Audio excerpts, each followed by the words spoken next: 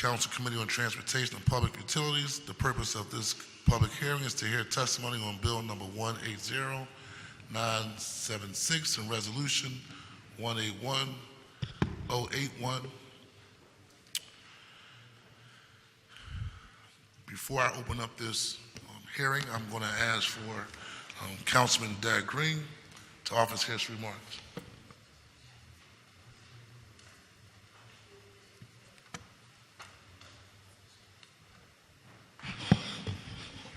Thank you, Mr. Chair. Thank you for the opportunity to be here. Although not a member of the Transportation and Public Utilities Committee, I'm heavily involved in the issue of energy from my position as Chair of Philadelphia Gas Commission. I want to thank all of you for being here and being part of this public dialogue between various stakeholders regarding the future of PGW. I say public dialogue because many of these conversations have been ongoing between advocates and council and administration, the administration experts, and also internally at PGW, and also members of labor. As we will hear, particularly toward the end of this hearing, the work that's been going on between PGW and the Office of Sustainability.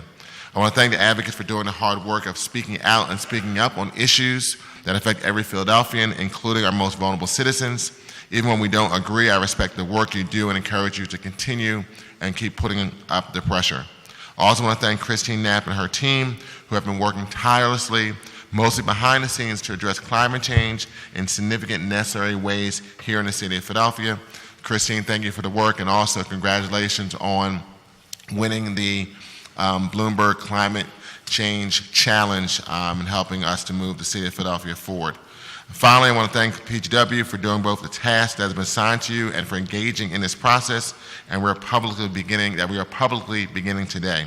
The City of Philadelphia and Council are committed to achieving an equitable, sustainable, and ultimately just resolution to climate change. Thank you, Mr. Chair. Thank you very much, Councilman Derek Green. Will the clerk please read the title of the resolution? Resolution 181081, resolution authorizing the Committee on Transportation and Public Utilities to conduct hearings regarding the sustainability of the Philadelphia Gas Works. Will the clerk please call the first panel? Reverend Gregory Holston, Mark Clincy, Nicole Karsh.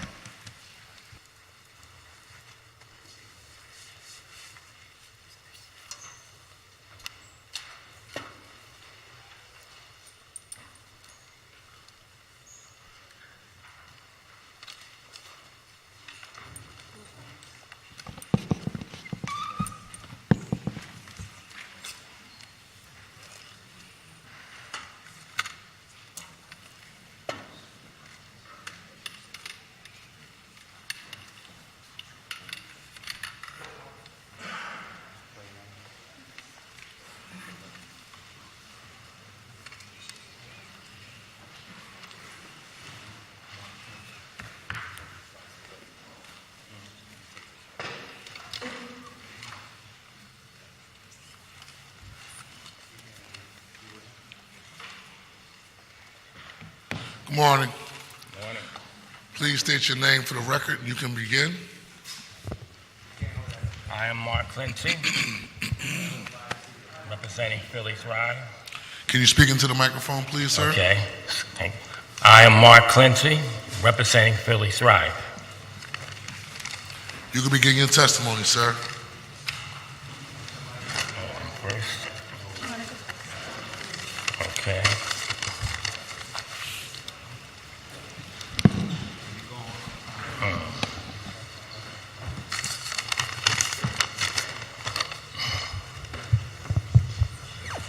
Thank you.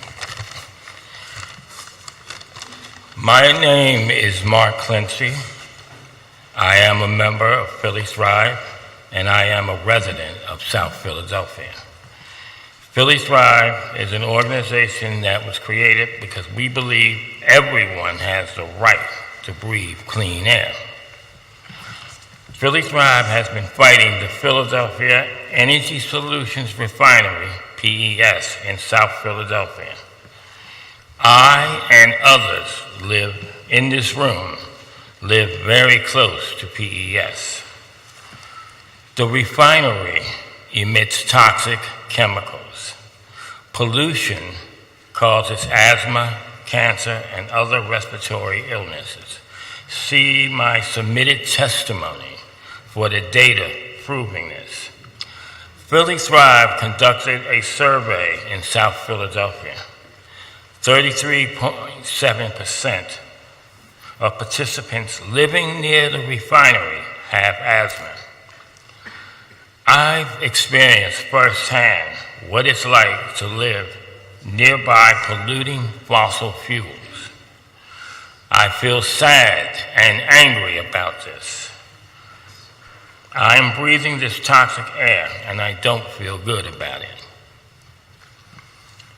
I also have family members who suffer from asthma, and many people in this room are directly affected by it as well.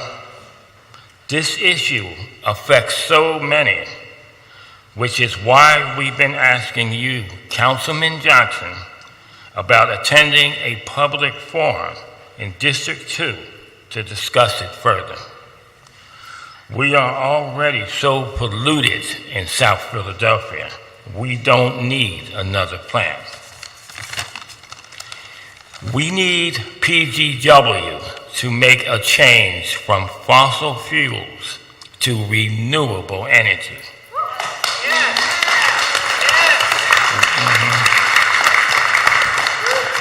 We want more jobs for the community. A lot of jobs have moved from the city into the suburbs.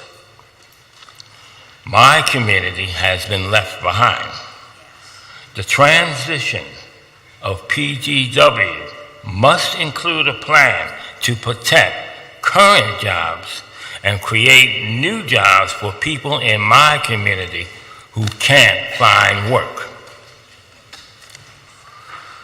An important piece of this conversation is cost of utilities.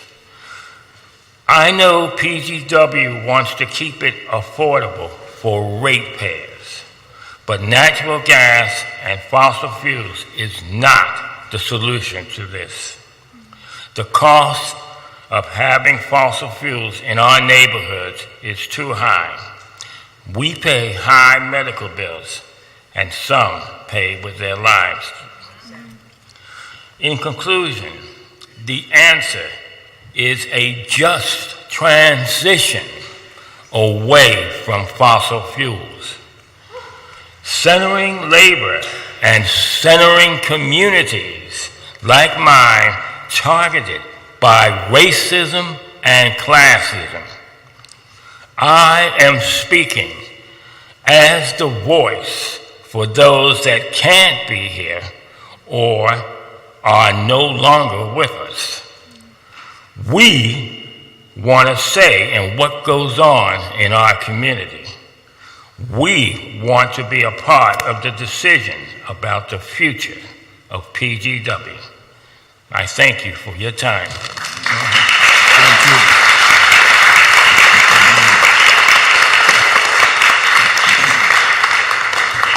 I'd like to acknowledge the presence of Councilman Al Toppenberger.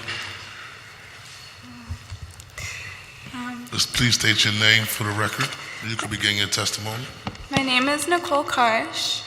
I'm here today on behalf of the Sunrise Movement. I'm 25 years old and I live in West Philadelphia, but my roots are in Albany. My dad was raised in Albany, east of Broad. You can adjust it to what it is. And my mom was raised in South Philly. And I know we're here to talk about Ms. Karsh, I know Mr. Clancy had a written testimony. Did you also have written testimony? 'Cause I wanted to read that along with your presentation. I can send it to you after. Okay. And Reverend Holston, did you have written testimony? Okay. So we had Mr. Clancy's testimony, but not yours. So we can get that. Okay. I don't have that. That's my only copy. Yes. Sure. Said it was submitted.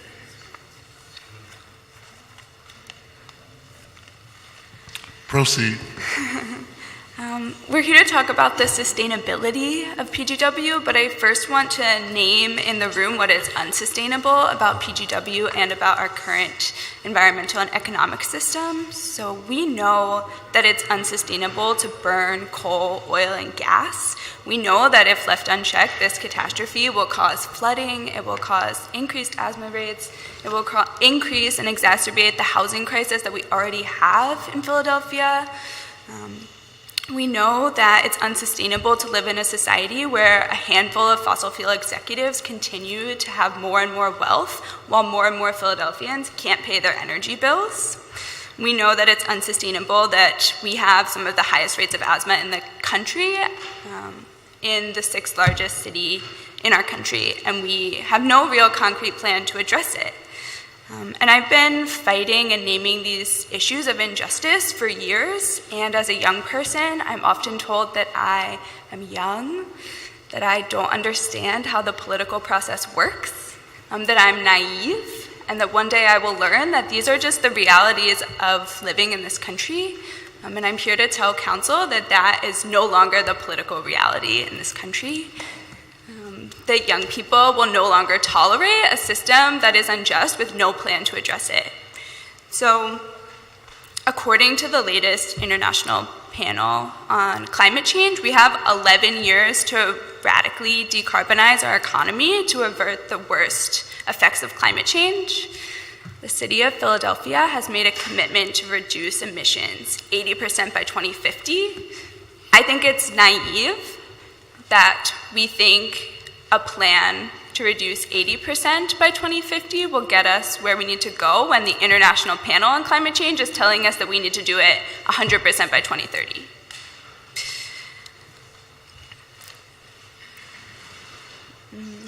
We also know and will hear a lot that it is unfeasible to pursue the solutions that we need with the current funding and laws that we have around asking for renewables, but we have this opportunity to do this study, and if we're not doing it with the goals of carbon zero heating by 2030, and with the goal of asking for the money and the resources that it will need, if we do that study with the limited resources that we have access to now, we know what will happen. We know that it will increase asthma rates. We know that it will increase the likelihood of flooding in South Philly and across the city. We know that unless we center the issues that have been the problems for so long in the solutions, that we will just continue to exacerbate inequality, rate poverty, and the climate crisis.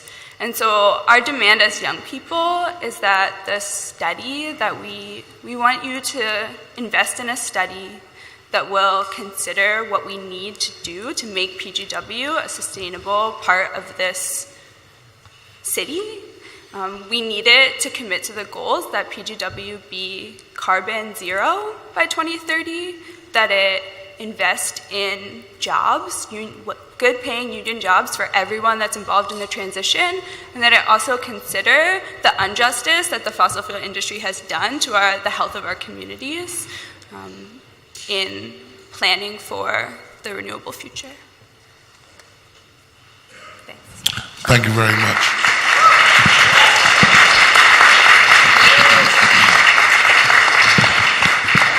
How you doing, Reverend Holston? You can begin. Good morning, Councilman Johnson, Councilman Green, Councilman O, Councilman Tollenberger, and all the members of the Committee of Transportation and Public Utilities. Before I read this written testimony, and I'll thank you for allowing us to testify here today, and you know preachers sometimes deviate a little bit from the script, so I grew up in South Philadelphia. I went to school at Childs Elementary. I went to Vera Middle School, then Vera Junior High School. I grew up at the Church of Redeemer Baptist, 24th and Dickinson Streets. I lived at 18th and Ellsworth with my mom, and she still lives on that block. And our first house was at 23rd and Morris Streets. I raised 3 children there until they were in their teens. My youngest daughter, and I've shared this story several times, my youngest daughter, who is an incredibly talented young lady, grew up with asthma. Right there on that block of 23rd and Marsh Streets. She always was kind of small, kind of skinny, really muscular in some ways. And when she was gasping air for night, she had asthma. We could literally see every ripple, every muscle in her body gasping for air. The images in my mind are still very clear of being in her room, watching and hoping and praying for the asthma machine to work. Whether we should take her to the hospital or not, whether we should take care, whether we needed to do some extraordinary thing to help her. It is a helpless thing when your child is gasping for air and there's nothing you can do. The recognition that 25% of our children in the city of Philadelphia, in some places 30 to 40% of our children are in that condition right now, with their mothers and their fathers at their bedside watching them gasp for air. I understand the issue of jobs. My grandfather actually worked at the refinery in South Philadelphia as well. When he came up here in 1947 and brought us all up here, brought my mother up here, his first job and his job that he had for many years was right at that refinery. But if he knew that his great-grandchild would be gasping for air because of the very plant that he worked at, he would not want that job. And I say that to you very clearly. It can't be about jobs and health, because it has to be about health and jobs for everyone. We got to have a livable and breathable economy that all can thrive on, that all of our children can be able to breathe air and know at the same time their father has a good and decent paying job. We cannot compromise. We cannot compromise that. And so when I look at my daughter for the first 12 years of her life, she gasped for air as we saw that refinery just a few blocks away from us emit some gas that they told us was steam, every day after day after day. And she gasped for air all of that time until we had enough money to move her out of that community and move her to another place. And literally within 1 month, she never had an asthma attack again. Literally in 1 month, we were able to throw the asthma machine away. And now she's 26 years of age. She's never had another asthma attack. She's coming back to this city to be a public defender at the Philadelphia Public Defender's Office. And she's lived a wonderful life. But if we could not have moved, would she have had that life? These are the choices that you have to make when you allow these kinds of plants to come into our community. They always seem to find a way to want to put these things near black and brown people. They always seem to find a way to, whether it's the Scepter plant in North Philadelphia or the Southwest plant or the plant that I lived around, there's always seeming to be some poor black and brown people that they put this around and they say that this is all right and it's safe, and it's never safe. Never safe. They never keep their promises. They never ensure it. It's never safe. And I think about all as a pastor, as a preacher, as an assistant pastor at Church of Redeemer Baptist for years from 1996 to 2000, and grew up in that church, and how many deacons that I loved and people that I loved had these strange cancers, and we were putting them in the ground, and we didn't even understand what was happening to them, because later people came and told us about the the poisons that have been thrown out in our community year after year that cause all of this pain and harm and hurt. We can do better. So as I read this, the city's goal of 80% reduction in carbon pollution by 2050 does not address the urgency of this time. Every decision made by each and every leader in this age must consider both people and planet. Transitioning PGW into a renewable energy future is an opportunity to face the great moral issues of the day. How can we build a racial and economic justice on a livable planet? And I'll share you some essential points right now to make this journey clear.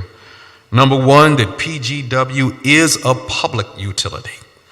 It is ours, held collectively by the residents of Philadelphia.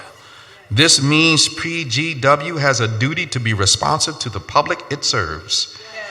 It also means that City Council, as a governing body, is uniquely positioned to transition away from fossil fuels with the interests of residents, the labor force, and our environment as paramount. We do not have to cater to private shareholders. We can be bold and just. We can create solutions that end energy poverty, protect the health of city residents, and build a stronger workforce and with living wage jobs. We cannot let these issues be pitted against each other. The question is not jobs versus health or affordability versus climate stability. A just transition moves us towards a green economy, and that prioritizes green jobs, safe, clean energy, and stable communities. The transition must be a public one. If it's private, we lose accountability and control. Secondly, the city must commit to budgeting resources for a labor and community-led study that transitions PGW off of fossil fuels towards renewable energy.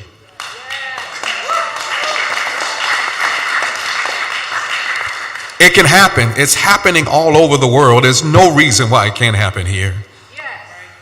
This means that labor unions, environmental justice, faith, and grassroots community-based organizations serve on a commission and outlines the needs of Philadelphians, inform the process of data collection and participatory research, and advise on study findings. The transition must maintain a strong labor force and prioritize that most impacted residents in a transition away from fossil fuels. For example, a transition study should proceed with the following goals in mind. Ensure energy affordability. No one should have to pay more than 6% of their income toward energy, heating, hot water, cooling, and electricity. Therefore, a transition must find ways for all Philadelphians to have sufficient heat and hot water in their homes with this cap. The poor should not bear the burden of transition. Tenants and low-income residents cannot be unfairly burdened by transition costs due to fuel switching. Labor should shape the transition, not lose out. This means PGW retirees' pensions are guaranteed. PGW workers who are displaced by the transition are able to obtain employment for the same salary with the same benefits, doing work that is needed to provide renewable heat. We do not redline workers. Would-be workers have been excluded from the fossil fuel industry because of poverty, racial bias, and lack of education and training, are intentionally prepared for an inclusion in the green economy. Workers are public employees. Workers who are employed in all facets of transition to renewable heat and in maintaining the new equipment and infrastructure are public employees, paid a living wage with good benefits, and are welcome to join a union and engage in collective bargaining. Number 3, the city must put a moratorium on any new fossil fuel infrastructure. The city must put a moratorium on any new fossil fuel infrastructure. including new gas lines. We should intentionally assess PGW's infrastructure and identify what gas main lines require immediate repair for the health of a neighborhood and where we can begin the transition into renewables, such as building out infrastructure for district heating or electric heat pump systems. We cannot afford to invest in 50-year gas pipeline vision where we will be stuck with stranded assets on the public dime. Let me say that again. We cannot afford to invest in a 50-year gas pipeline vision where we're stuck with stranded assets on the public dime.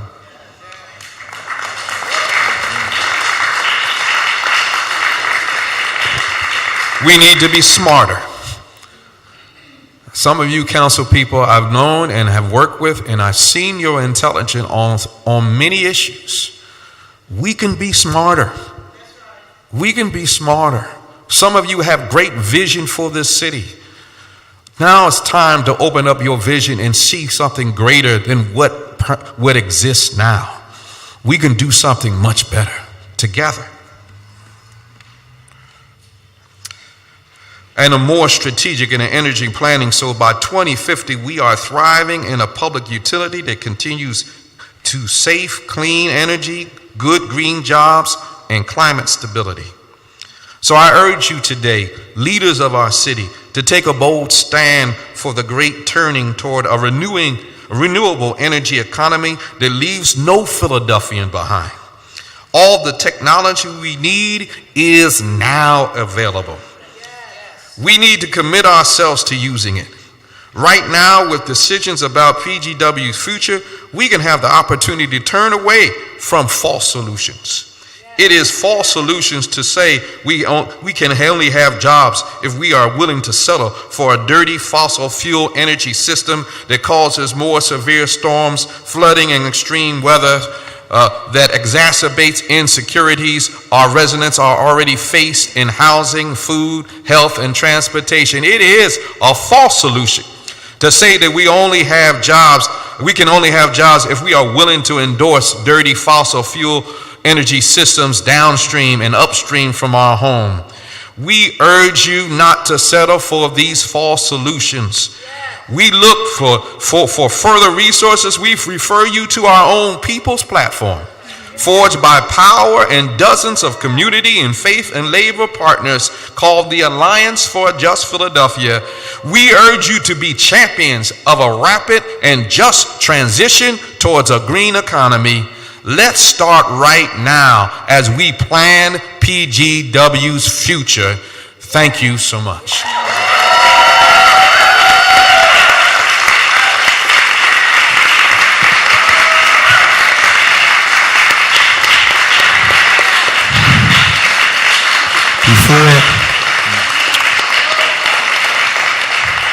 Before I turn the microphone over to Councilman Derek Green, thank all of you for your testimony, but for the young lady, Nicole, I just want to reiterate what you talked about, being a young leader. Every major movement in America has started with young people. Yes, it has. Rather it's the Student Nonviolent Coordinating Committee, rather it's the Kent State Advocates in California, all started with young people. So make sure your voice continue to be heard, keep organizing, keep speaking truth to power. So I just wanted you to hear that from me. Thank you. Councilman Derek Green. Thank you, Mr. Chair. Thank you all for your testimony. I did have a question that's a little beyond the topic of this hearing, since Mr. Clinton, you brought it up, regarding the Philadelphia Energy Solutions oil refinery. My understanding is that they are either in bankruptcy or going in the process of bankruptcy. Do you have any additional information? I'm curious if you've had any additional information about what the status of that refinery has been. Not at the moment. You would have to get in touch with Philly's Ride. I believe Okay. they have that Right. information. Thank you so much. Thank you. Any other questions or comments from members of the panel? Okay, thank you very much for your testimony. Can the clerk please call the next panel, please? Nathan Phillips and Mark Kresowick. I would also like to acknowledge the presence of Councilman David O.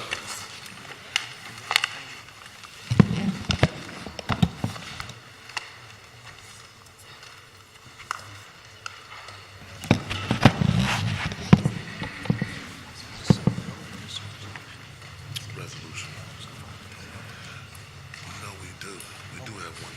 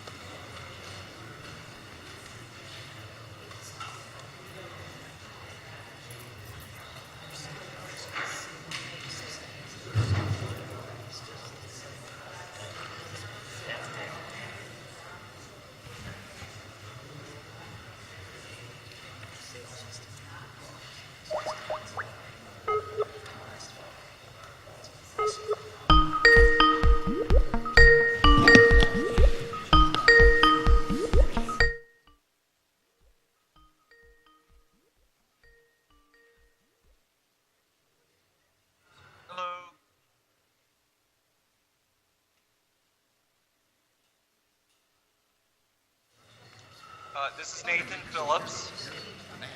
I got it.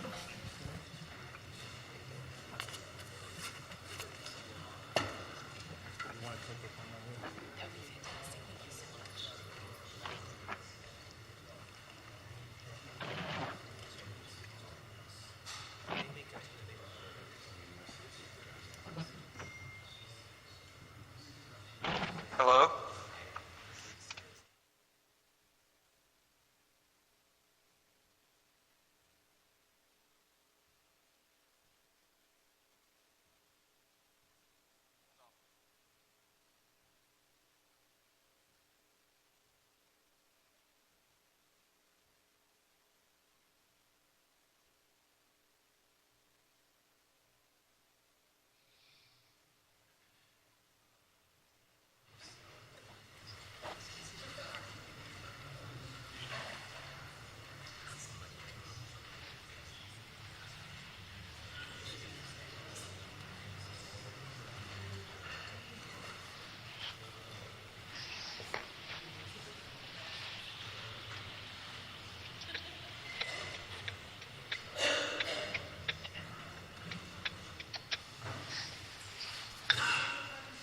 Can the clerk please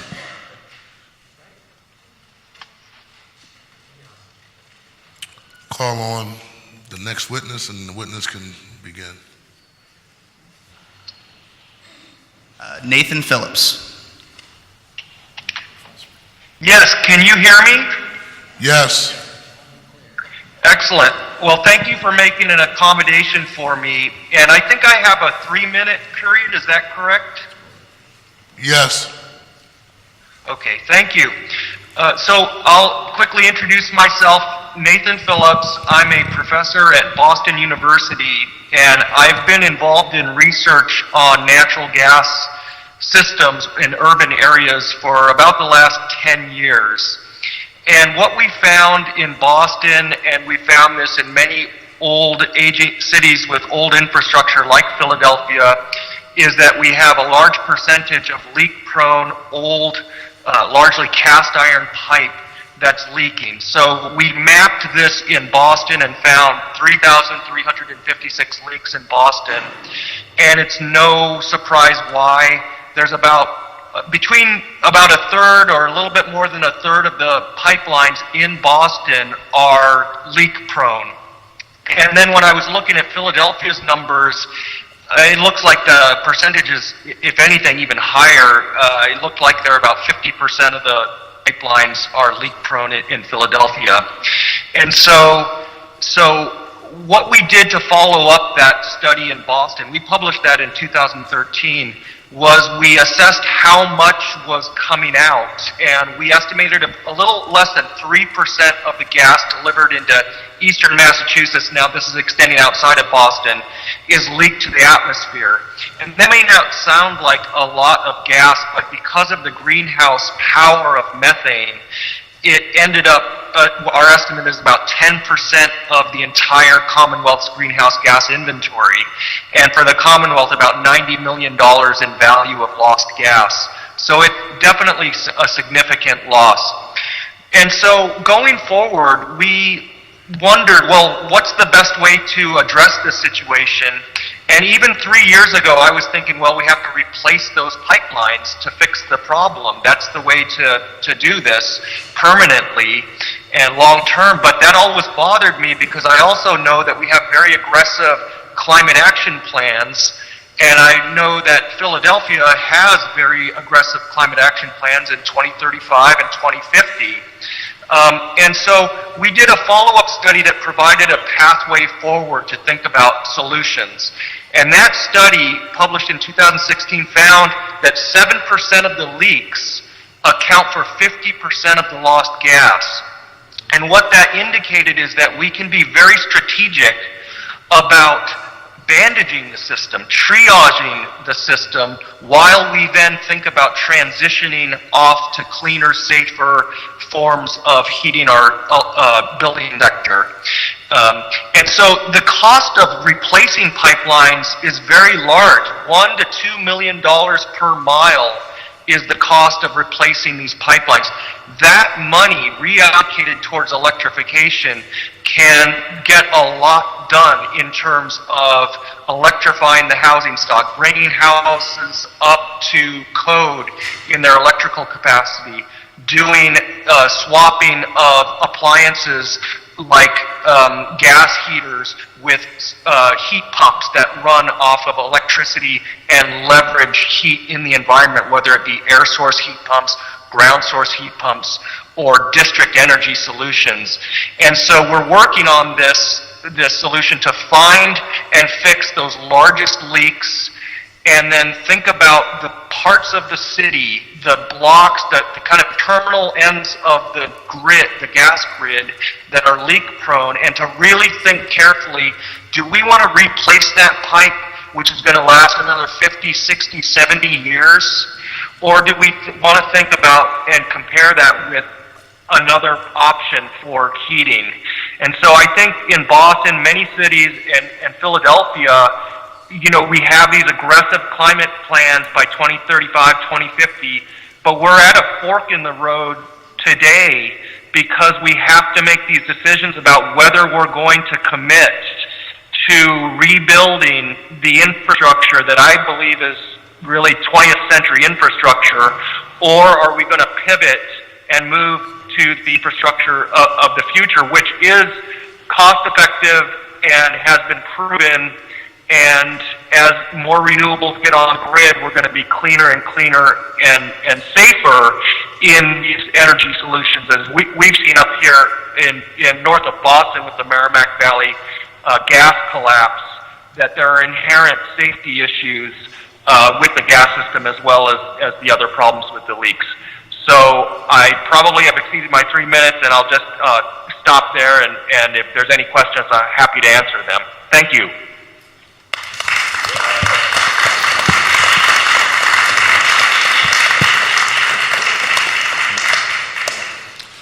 Professor Councilman Phillips, Derrick. thank you for your testimony. The entity that provides gas in Boston, is that, I'm assuming that's a private facility, private corporation? Yeah, so that's an investor-owned utility. It's National Grid, and they operate well, including almost all of Boston, but well outside of Boston. And so, yeah, that's a different kind of model than I think what you have in Philadelphia. And in your testimony, you talked about how 7% of the leaks created 50% of the leakage, from my understanding. How did National Grid specifically target those areas that had the higher leakage points to really focus on those areas? Right. So up here in Boston, I've been working collaboratively with an advocacy group that has engaged with the utilities, the major utilities, including National Grid, but also Columbia Gas and Eversource, which are the two other big investor-owned utilities in the Commonwealth.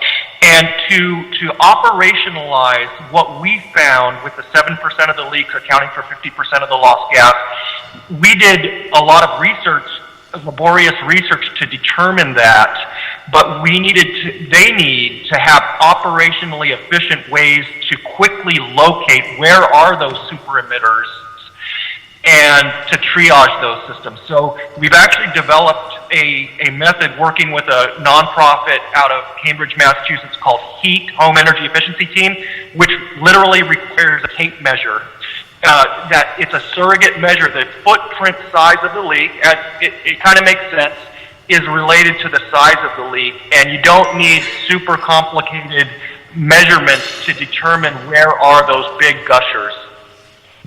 Okay. Are other utility companies around the country and abroad using similar technology to pinpoint where the maximization of leaks are occurring? Yeah, this technology is really exploding in terms of car-mounted, high-precision methane analyzers that can map this stuff, including really sophisticated plume measurements, so we can see which way the methane is blowing and those kinds of things. So that's only going to increase. And the scrutiny and the transparency is really the cat's out of the bag in terms of the monitoring and knowing where this stuff is coming out. Okay.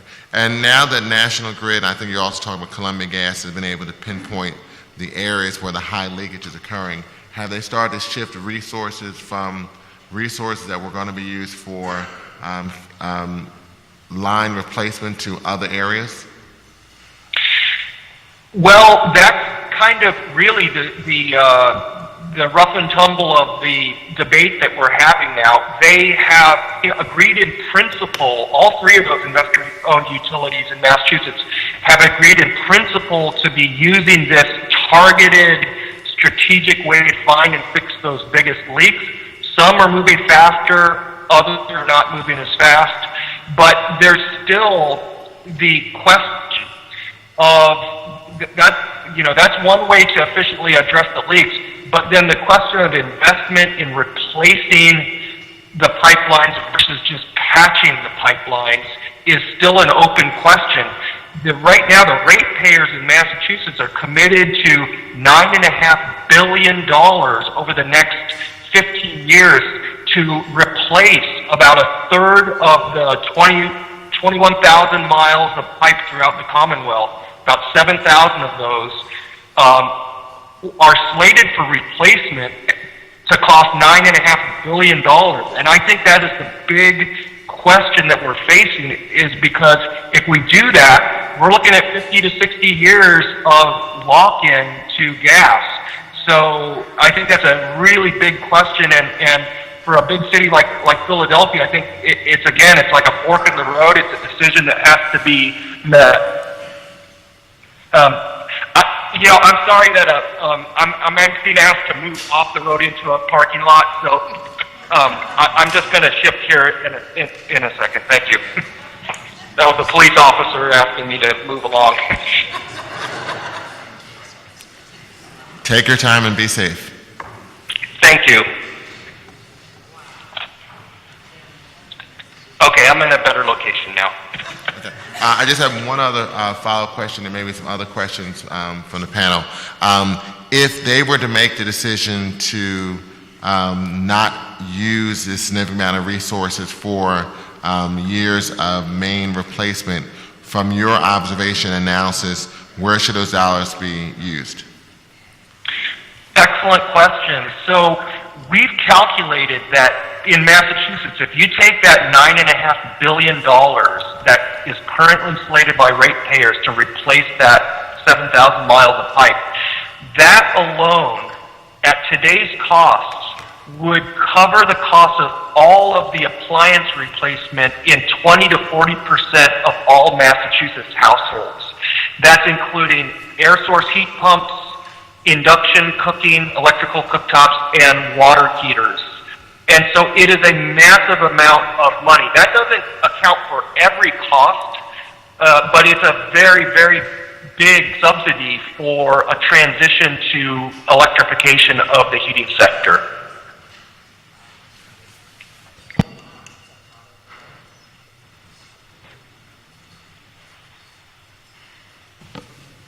Councilman Derek Gray, you finished? Thank you very much, sir, for your testimony. Thank you very much for having me.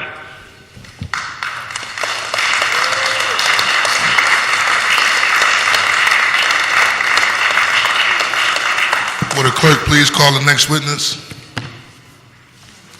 Mark Kresowick.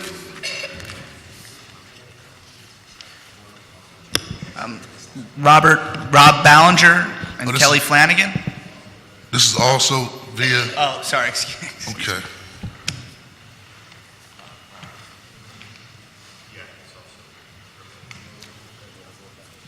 We have one more testimony via Sorry, excuse me. remote location. And then we'll be prepared for you, sir.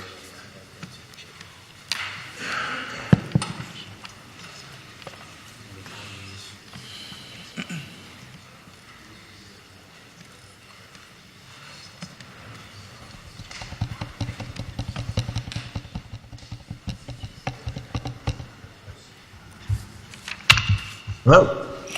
Hello, how you doing, sir? Just please state your name for the record, your title, and you can begin. All right, thank you very much. Mark Kresowick. I'm a Deputy Regional Director for the Sierra Club. So thank you for the opportunity, Chair Johnson, committee members. Thank you for the opportunity to testify remotely today. I am a Deputy Regional Director for the Sierra Club, a national grassroots environmental organization with nearly 12,000 members in the Philadelphia area alone. My job is supporting our members and supporters, some of whom are in the audience today, on issues like this one. We applaud the city for its climate protection commitments, including the goal of limiting warming from climate change to below 2 degrees Celsius, even as we know we need to be more ambitious. This committee, the council, and PGW have an opportunity to help the city meet those targets while creating thousands of new family-supporting jobs, saving money, and improving the safety, comfort, and health of residents throughout the community, particularly those most overburdened and underserved by our current energy system. Achieving those objectives requires swift action supported by robust community engagement, leadership, and analysis. On behalf of the Sierra Club, we therefore request that the committee and council require PGW to develop and submit a plan through a comprehensive participatory process to do their part to meet the city's climate protection goals in an equitable manner. As a first step, we encourage the committee and council to take any and all actions necessary to ensure new residential and commercial buildings do not use gas or other dirty fuels. The city would not be alone in recognizing the need, opportunities, and challenge for a gas company to meet climate protection commitments. Here in the District of Columbia, where I work, the DC has required a similar plan from its gas company by January 1st, 2020. The administration is actively working to stop new gas hookups and is investing in ensuring that any fixes to gas pipelines or leaks are limited to grade 1 and 2, and that we're looking at ways to electrify communities, blocks, and neighborhoods, and ultimately start to replace and shut down entire sections of pipes. Both DC and New York City have enacted new policies to require significant improvements in reducing energy use and climate pollution by large commercial buildings. And 4 other cities are partnering with them to pilot strategies to scale up the electrification of building heating and cooling systems through the Building Electrification Initiative. We would encourage Philadelphia to engage at all of these levels. The primary opportunity is through helping customers transition to heat pumps, induction stoves, other technologies utilizing clean renewable electricity, as Dr. Phillips just talked about. The easiest place to begin is by not making the problem worse. Every building we hook up to gas today makes it harder and more expensive for families and businesses because the cost of retrofitting to electric from gas is more expensive than just building all electric in the first place. The next step is to make sure those who have been most overburdened and underserved are first in line the benefits of an investment in safer and healthier buildings, starting with affordable housing. Not only can we get dangerous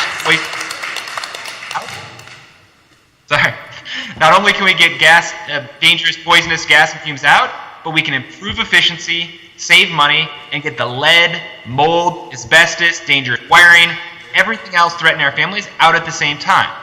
This requires a coordination of energy and housing assistance programs with efficiency and electrification retrofits that are necessary to meet these goals. Homes and business will need to be rewired and new appliances installed.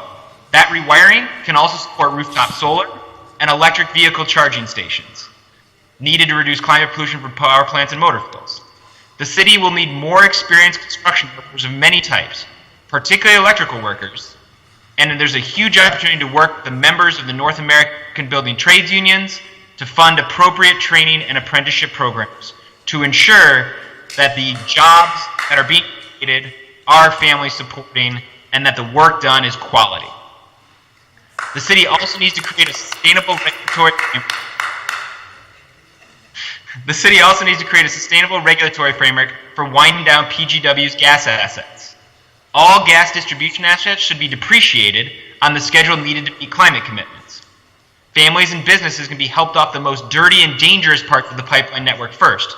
As Dr. Phillips was talking about, saving billions of dollars in Massachusetts, millions of dollars certainly in Philadelphia, in maintenance and repair costs to fix pipes that can be invested in PGW's outstanding financial obligations. Taking these steps in an equitable way requires mobilization and market transformation. We can put a stop to climate pollution, people being threatened by gas explosions, children being poisoned by leaks, fumes, lead, mold, and more. We can save money and create thousands of family-supporting jobs by moving our buildings off gas and other dirty fuels to clean, renewable electricity. But we need to start now by requiring PGW to come up with a plan and not making the problem worse by hooking any more buildings up to gas right now. Thank you again for the opportunity to testify. Happy to take any questions and go further into detail on any of these issues, including what's going down.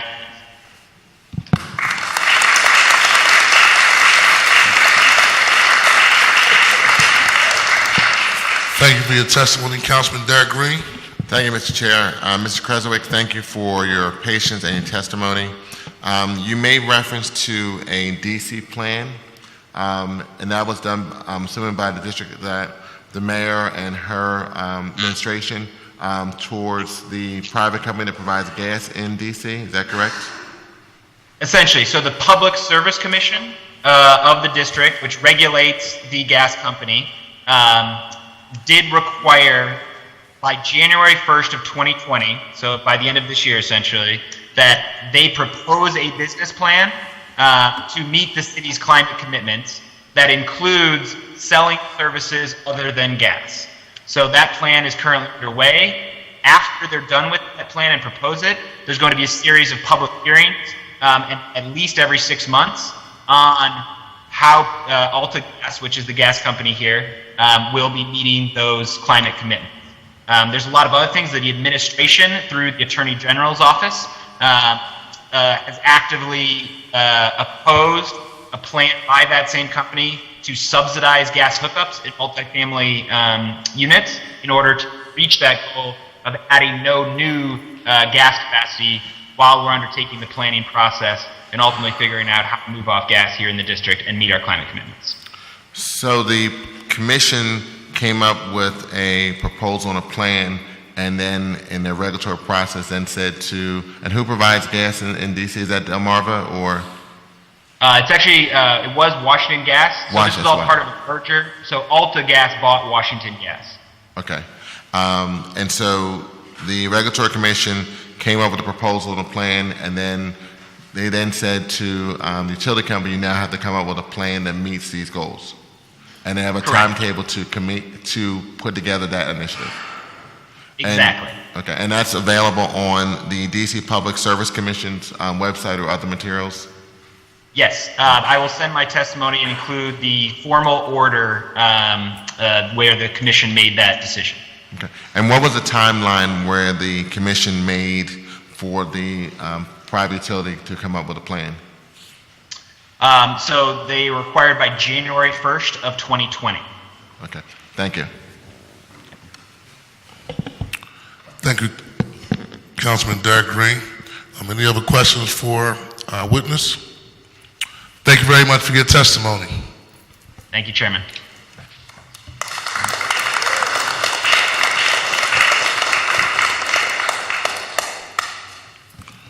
Will the clerk please call the next panel? Rob Ballinger and Kelly Flanagan.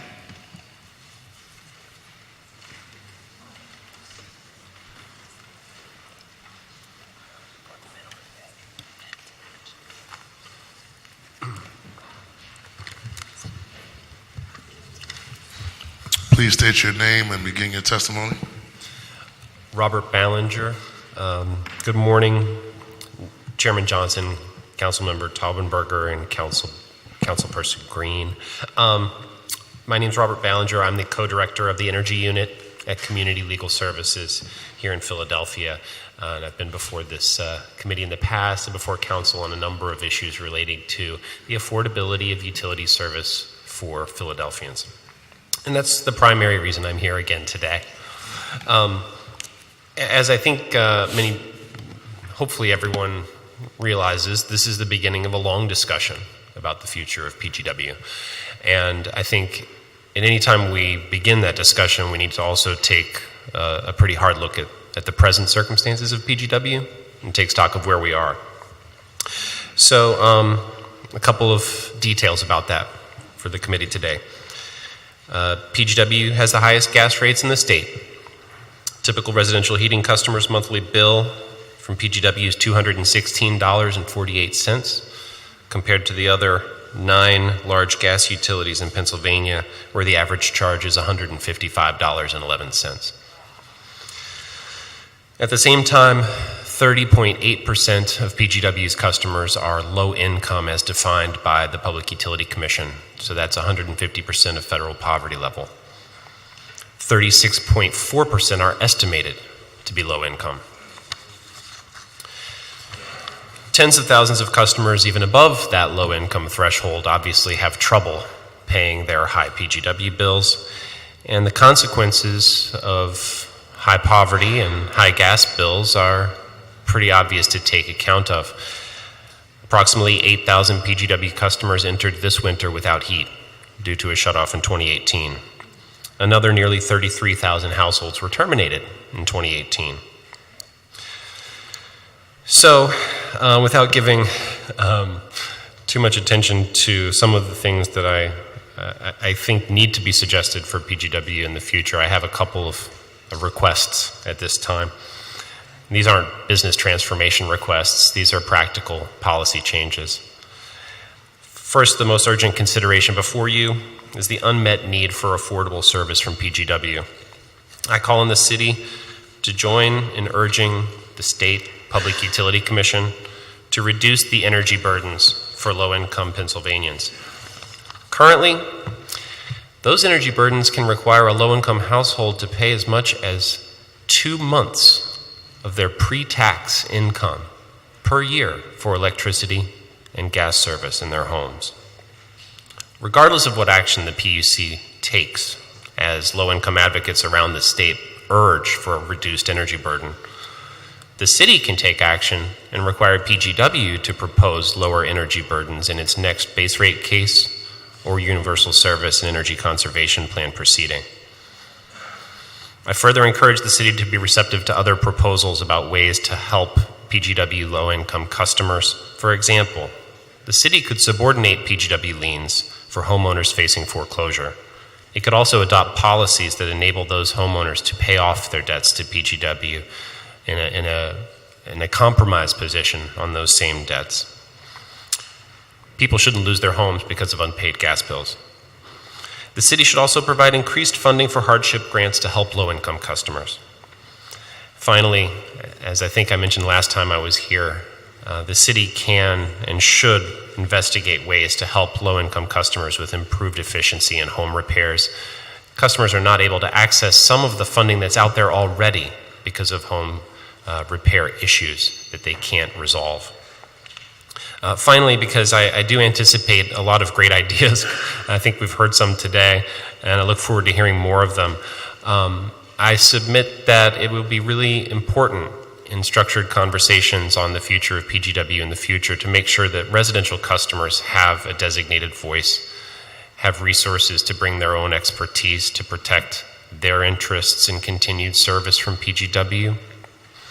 That role has been played by CLS for a number of years as public advocate in matters before the Philadelphia Gas Commission. And I think the Gas Commission is an important factor to consider here as we look forward to these discussions and the role of the Gas Commission in hopefully leading us to a cleaner future in Philadelphia.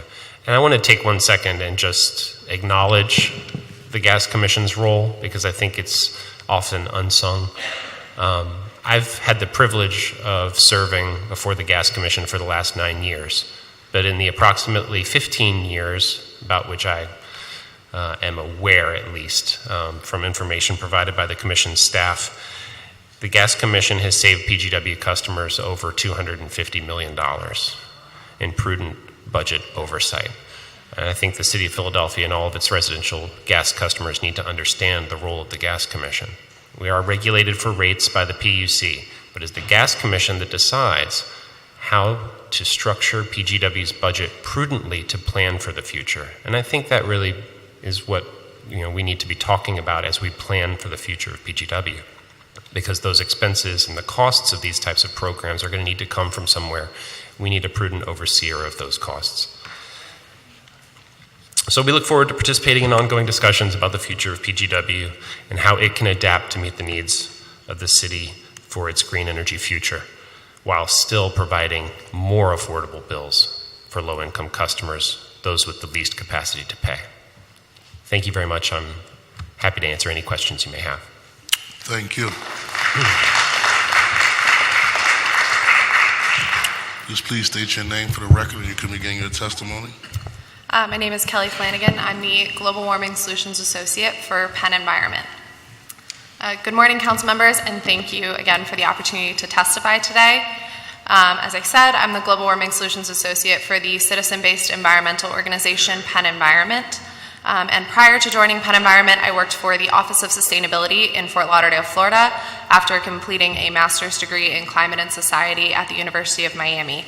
I believe that experience uniquely qualifies me to comment on the climate crisis and the steps that we can take at the city level to combat it. I'm sure we all agree that climate change is a growing threat to our residents and communities right here in Philadelphia. And we all know that if we don't take comprehensive action, we're going to reach a dangerous tipping point that we can't turn back from. Time is running out to take the actions that we need to take in order to avoid the worst effects of climate change. We need to work to implement science-based policies that will get us to and beyond the renewable targets that have been laid out by the city. I first want to make clear that natural gas, the utility that PGW currently delivers to its customers, is not clean. It does not burn completely carbon-free, and it does not have a negligible impact on our climate, despite previous testimony you may have heard to the contrary. Natural gas does emit 50 to 60% less carbon dioxide compared with emissions from a typical new coal plant, but again, that number is not zero. Additionally, the drilling and extraction of natural gas from wells and its transportation in pipelines results in the leakage of methane, a primary component of natural gas that's 86 times stronger than CO2 at trapping over a 20-year period. So it's time for City Council to stop talking about tackling climate change and supporting 100% renewable energy over fossil fuels and instead take action to do something about it. And that starts with opposing any and all new fossil fuel projects.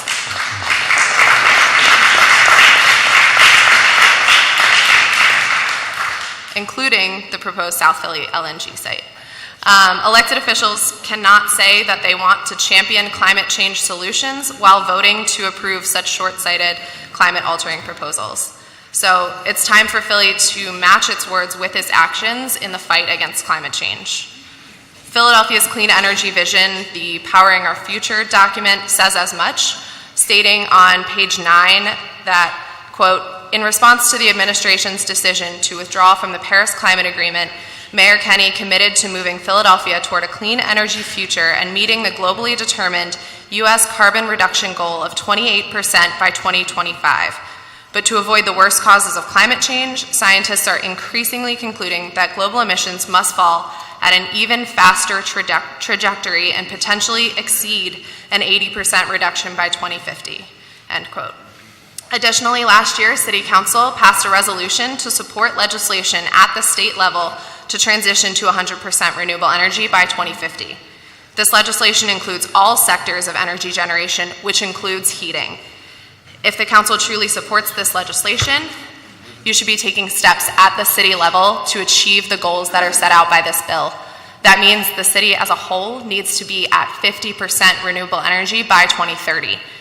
Think about that and what you've committed to. We're nowhere near that trajectory unless City Council backs up the words with substantial actions, or just don't make promises that can't be kept in the first place.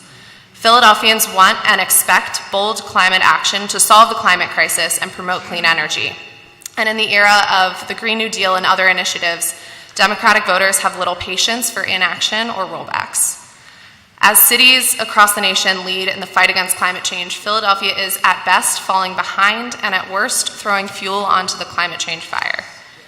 This leads us again to the topic of PGW. If we all agree, as I earlier stated, that we must do everything in our power to tackle climate change and that we must transition away from fossil fuels and move to 100% renewable energy by at least 2050, then there's no place for a strictly gas utility in Philadelphia's future. The Powering Our Future report states on page 53 that one of the key considerations for PGW is to explore business diversification opportunities, both including and beyond natural gas distribution and sales.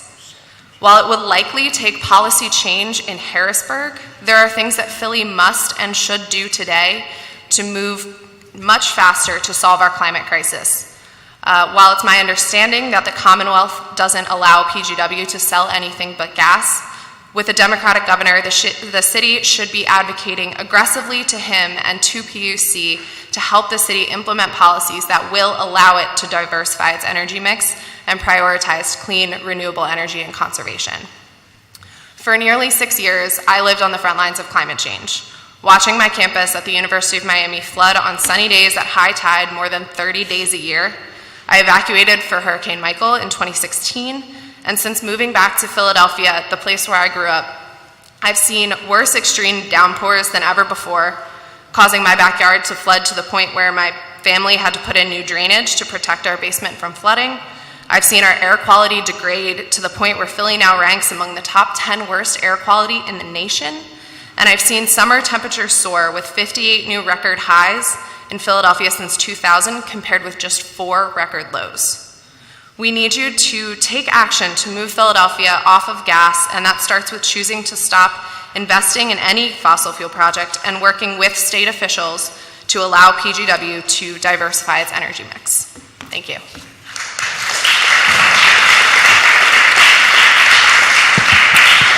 Thank you very much for your testimony.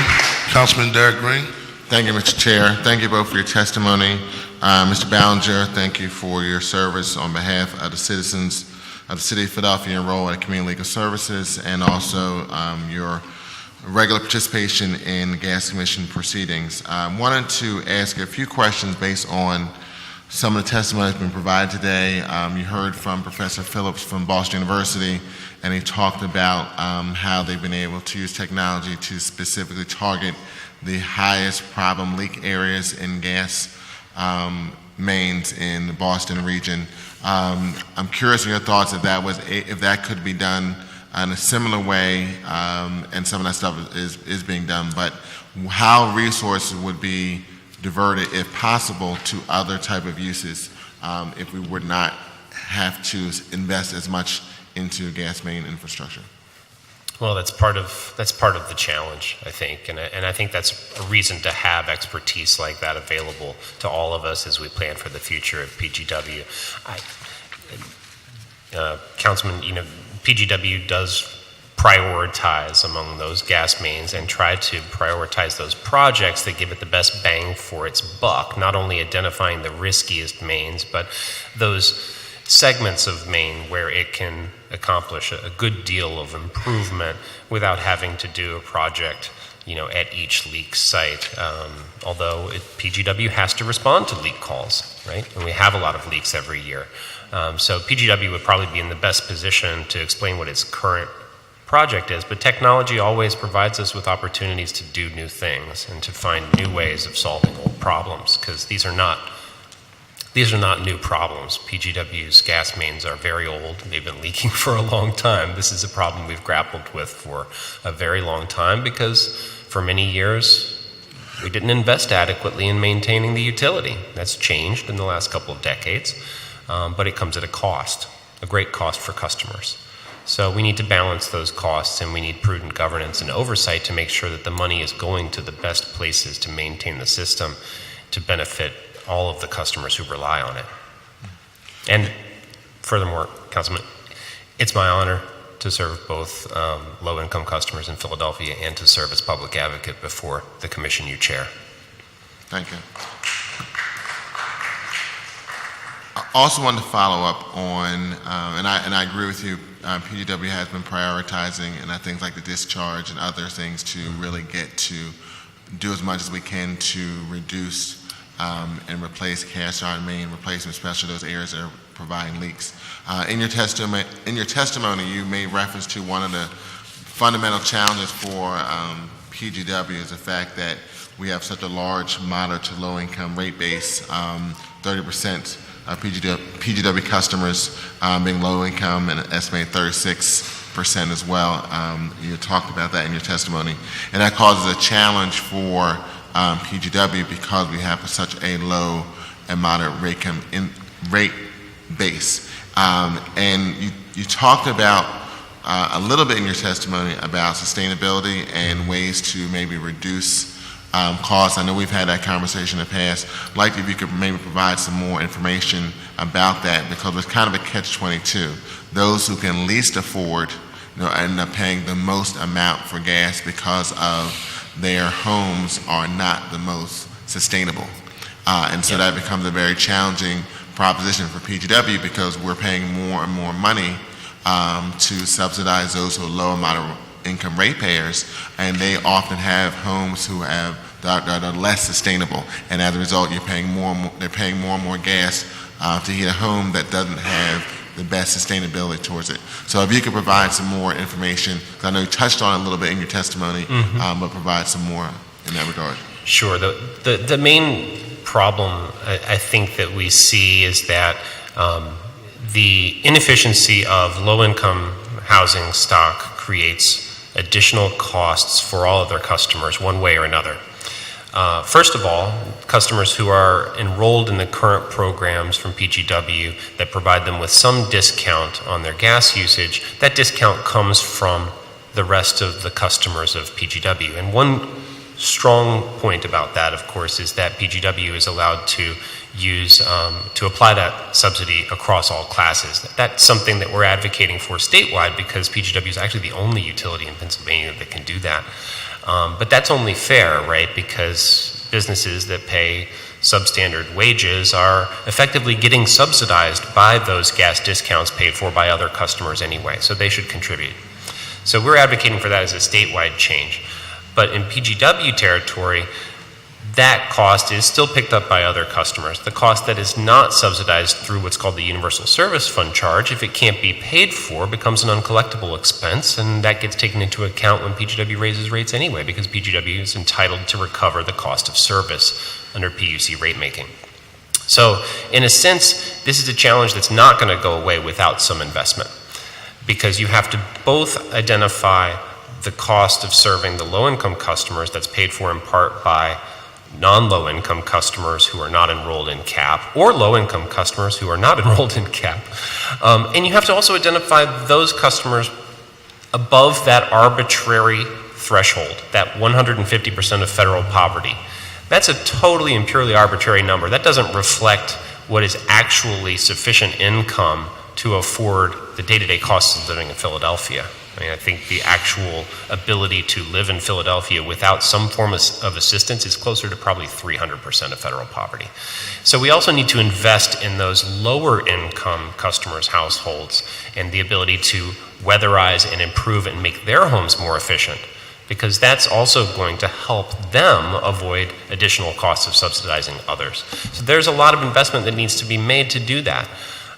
And maintaining the system for the benefit of everyone requires that we tackle these leaky pipes for so long as we continue to utilize them. I think some of the proposals here are worth really thinking through. Can we really advance the ball with PGW under the current business model if all we're doing is replacing and repairing the existing infrastructure? I think there has to be more on the table than just that, to really move the needle and to really help customers, because that presents some opportunity for PGW to defray some of those costs of maintaining the system. But the worst possible outcome is that we have only poor people relying upon this utility. If we get into that kind of a problem in the future where only people with adequate means can get efficient housing, then only people with inadequate means are going to rely upon this system to all of our detriment, and we're not going to be able to afford to maintain it. So we have to be careful. That's the so-called death spiral, right? And we don't want to get into that type of a situation. So we need to plan now to make sure that we diversify PGW for the benefit of all of those who rely upon it, now and in the future.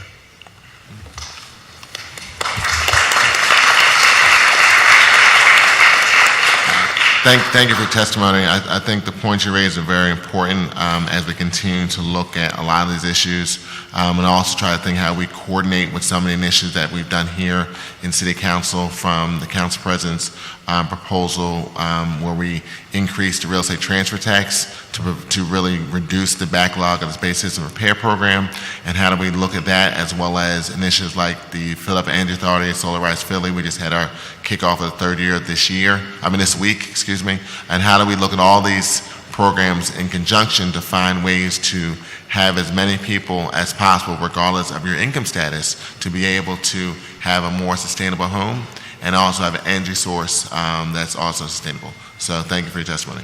Thank you, Councilman. Thank you, Mr. Chair. Thank you very much for your excuse me. Thank you very much for your testimony. Any other questions from members of the committee? All right, thank you very much. Can the clerk please call the next panel?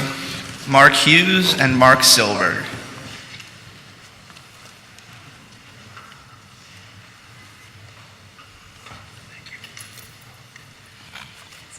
I want to thank my former professor at the University of Pennsylvania, the Son of Government, Mr. Mark Allen Hughes. It's always a pleasure to see you. Thank you, Mr. Chairman. Thank you for your leadership and for planting the seeds of good government in me as a young man. And so it's good to see you today in the halls of City Hall. Thank you, Mr. Chairman. Those are very, very kind words, and let me express my own deep gratitude that you clearly managed to recover from whatever damage I caused in the classroom. So thank you for your leadership very much, and thank you to the other members of the committee for the invitation to provide some brief remarks on this very important topic. My name is Mark Allen Hughes. I'm a professor at the University of Pennsylvania, where I've taught since 1999. I'm also currently the faculty director of Penn's Kleinman Center for Energy Policy, and it was my great privilege to have been the first director of sustainability of this city and to help create and conceive of the Greenworks plan that establishes many of the aspirations we continue to talk about today. So thank you very much for this opportunity. And I gotta begin by congratulating council and ultimately the city for the amazing testimony that has been delivered to you thus far in this hearing. The experience, the expertise, and the enthusiasm on this topic in this city right now is such an opportunity to make important advances. And I would like to state, you'll be happy to know that I am not planning on reading my somewhat soul-crushingly dense 6 pages of testimony here. I just want to provide some quick summary so that we can begin a conversation, I hope. But I do want to begin with something that I think has been hinted about in much of the testimony thus far, and I would just like to state as clearly as I possibly can. And it's something that I think decision makers in particular do not like to hear. It's a little annoying, but I think that you have highly constrained choices on this subject about what to do. You have a range of options about the how, but ultimately, PGW's current business model will not survive either by regulatory fiat or by carbon taxes and fees, and will effectively be illegal within the decision horizon that I think many of you are facing. So what do I mean by that? Why is that true? As a number of my colleagues have pointed out, the nexus of climate change and energy policy is the context that's defining this conversation. Climate change policy right now is being driven by the fact that we must stop adding heat-increasing greenhouse gases into the atmosphere. The science-based targets on the needs for that reduction grow increasingly severe. The Paris Agreement was basically centered on science that said we have to do globally, we have to do an 80% reduction in emissions into the atmosphere by the middle of the century in order to provide ourselves a 50-50 chance of staying under the threshold for cataclysmic climate impacts by the end of this century. A 50-50 chance is what we're hoping for.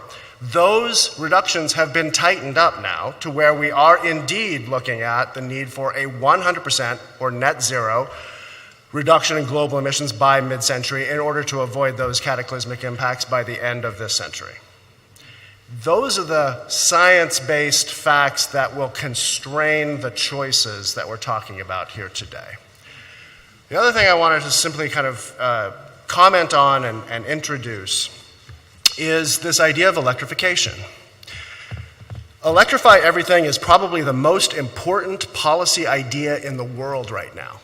We have successfully decarbonized the way we make electricity more successfully than any other sector in the economy. Every year in the United States since 2005, the emissions associated with our generation of electricity has gone down. Now, for the first time since 1978, the power sector, electricity, generates fewer emissions than the transportation sector. So electrify everything is a pathway towards meeting the species and earth-saving targets that we were talking about a minute ago regarding temperature. So electrify everything is a great idea. It is a particularly difficult idea for Philadelphia, largely because of the presence of PGW. And I want to talk a little bit about that. All right?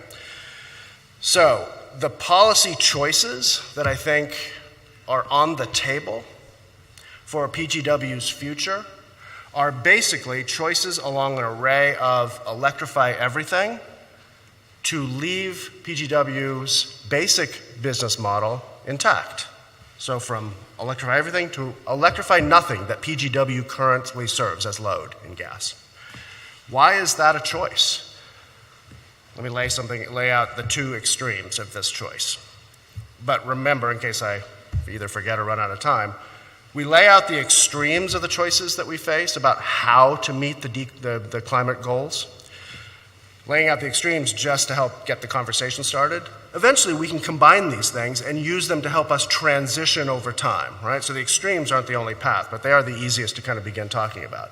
To electrify everything, you've heard some of our colleagues talk about this idea. It means swapping out all of the end use, all of the space heating, all the water heating, and all the industrial thermal processes, right, that PGW currently serves, with its 475,000 residential customers and its 25,000 industrial customers on the 75 BCF a year that it supplies through 6,000 pipes, right? So there's a whole lot of load that would have to be electrified.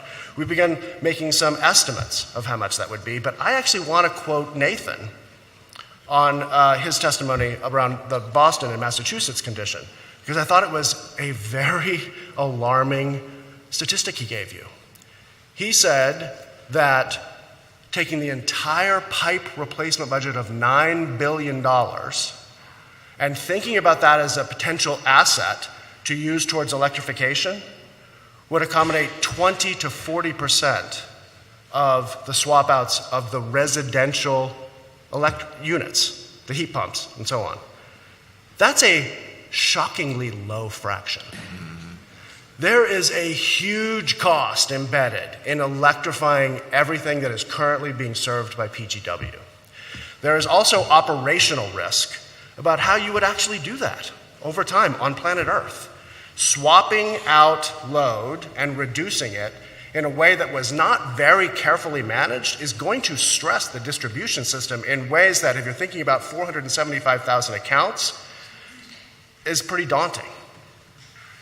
There would also have to be, to supply the electric load that full electrification of all of PGW's load would require, we would have to do something by our early kind of back of the envelope estimates, looking at an amount of additional electricity generating capacity that would be equivalent to 25%, a quarter of all of PECO's current 5-county generation.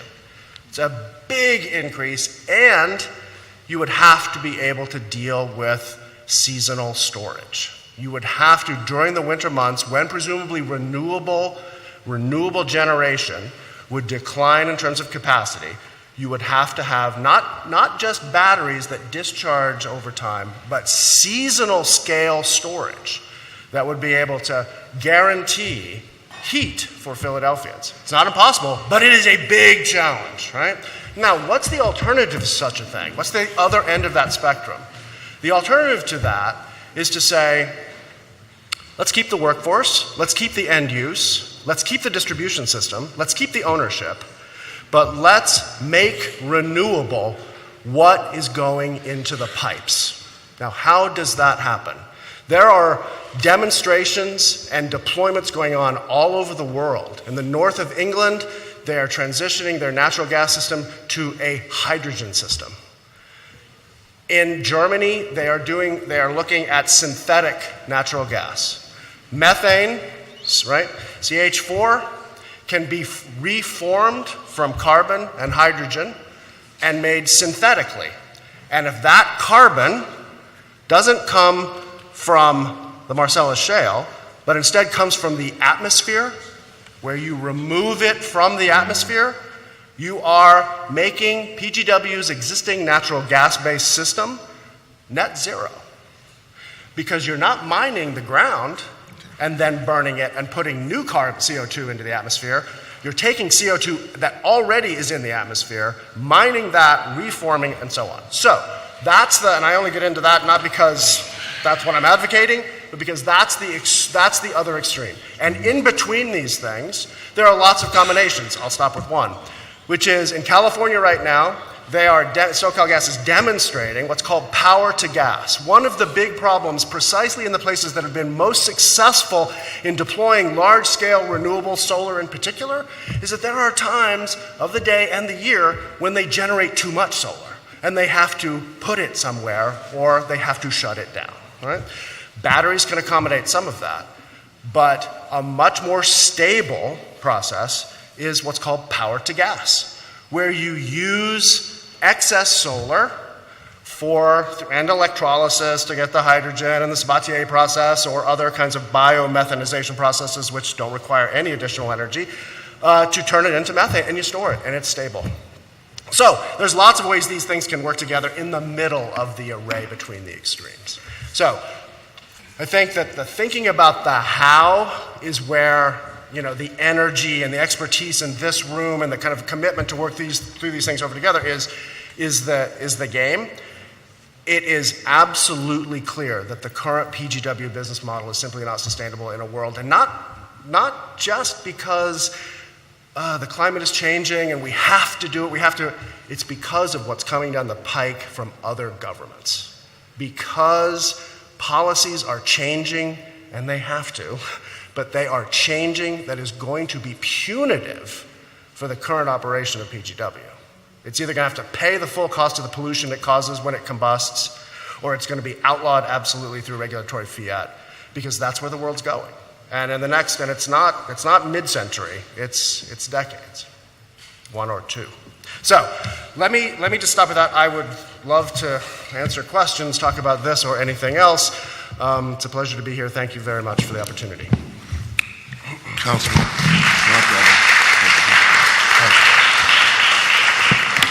Please state your name for the record and start your testimony. So I'm Mark Silberg, Mark number 4 today.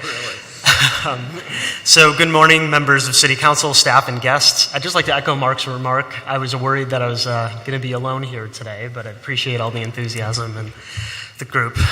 So my name is Mark Silberg, and I'm an associate with Rocky Mountain Institute. RMI, we're a nonpartisan, nonprofit think tank based in Colorado with offices in New York, DC, Oakland, China, and India. And we work around the world on energy transition with both public and private sector partners. I will share some perspective on the risks associated with continued natural gas use in Philadelphia, as well as the opportunity to transition PGW in a manner that is consistent with Philadelphia's climate goals and ensuring an equitable and fair reduction of gas use where it is economically feasible to do so. These remarks are some of our early conceptual thinking on the matter, and so we look forward to the opportunity to discuss them further. We see 2 major forces driving the need to transition PGW's business model in the future. The first being the city's climate goals, which we've discussed in depth today, and then another point, which is minimizing stranded cost or stranded asset risk. So as was mentioned before, PGW delivers about 80 billion cubic feet of natural gas per year, which contributes 4 million tons of CO2 emissions, along with another 1 to 2 million tons associated with upstream methane leakage. And yet in its annual report, PGW celebrates efforts to expand gas service to new customers. So to put this in perspective, PGW is responsible for about 22% of the city's greenhouse gas emissions. And we acknowledge that the city's climate goals are in some ways fundamentally at odds with the central elements of PGW's current mission. And expanding access to natural gas safely, reliably, and at low cost are important near-term objectives for the utility. And although the city's goals may seem irreconcilable, they're not if proactive planning begins today, which it seems it has.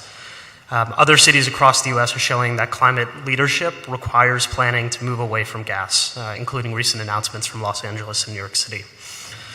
So separate from the stated climate goals, other forces may drive reductions in gas use anyway, which expose PGW to risks of stranded infrastructure costs.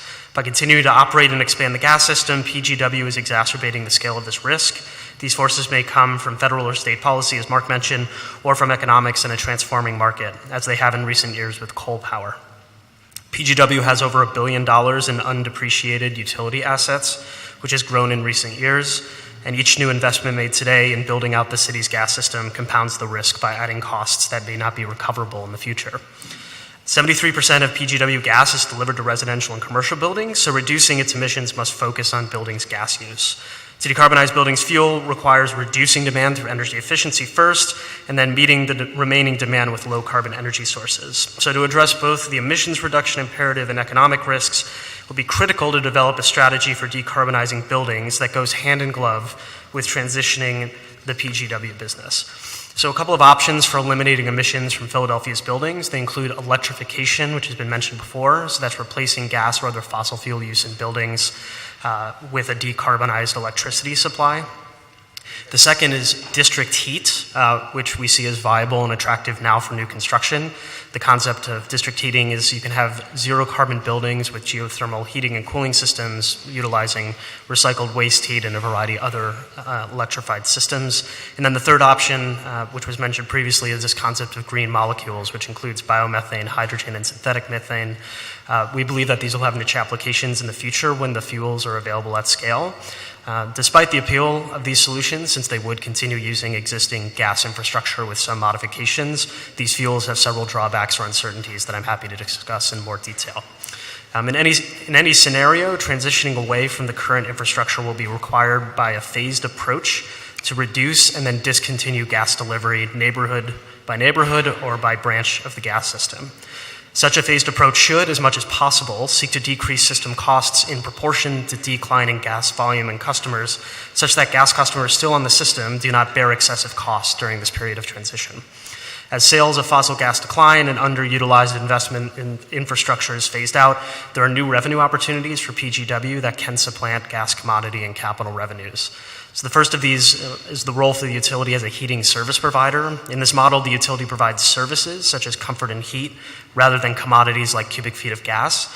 And under this model, the utility performs some new functions that extend into homes and businesses, such as conducting energy audits and performing building efficiency upgrades, performing routine preventative maintenance on appliances and identifying appliance replacement needs, and selecting and installing new devices, either through utility workforce or through approved contractors. Another option for PGW may be to focus on developing local heating and cooling district utilities.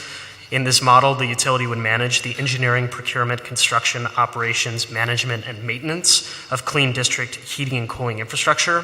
PGW's current expertise is well suited to this role, and the extent to which Philadelphia's buildings and neighborhoods are technically and economically suitable for such solutions will require further study. Another option for PGW is to repurpose existing gas infrastructure for low carbon fuels. As I mentioned before, though, we have some concerns about the cost and availability of those fuels in the future. And lastly, there's a potential role for PGW as what we describe as a distributed resource finance utility. And in this model, the utility would provide on-bill financing to existing utility customers to help them improve energy efficiency and transition their HVAC equipment and other appliances away from fossil fuels. Customer bills and rates could also include incentives for new electric devices to shift the timing of their energy consumption to support the electric grid, minimizing some of the peaking concerns that were described before. And in addition, the utility can manage a network of qualified contractors to perform this work and help those businesses market their offerings to customers. So with any of these models or any transition plan for PGW, the city will need to address several crucial challenges, some of which have come up before. One, of course, is around equity and access to these benefits. Another is job functions and employment needs at PGW. Workforce development and training need to be a critical part of this transition in emerging businesses such as heat pump installation and maintenance. And again, with over $1 billion in undepreciated utility assets on its balance sheet, PGW will need to deliberately plan for and sequence the transition of their assets. A critical start to a managed transition will include a system-wide assessment of existing infrastructure. So this is a pretty extraordinary opportunity for the city of Philadelphia. As the owner of the nation's largest municipal gas utility, it can align a long-term business plan for PGW with the stated policy objectives of mitigating climate change and reducing financial risk to the city. Cities, states, and businesses around the country are just beginning to grapple with the challenges of the natural gas transition. And in this case, Philadelphia has an opportunity to be a leader and a hub of innovation that will set an example for the rest of the country to follow. In addition, I should mention that RMI, through the American Cities Climate Challenge, has some opportunity and capacity to support Philadelphia's transition in this matter, and I think we'll hear a bit more about the city's involvement in that work later on. So we wish you the best of luck as you embark on this challenging and exciting endeavor, and I look forward to answering any questions you have. Thank you.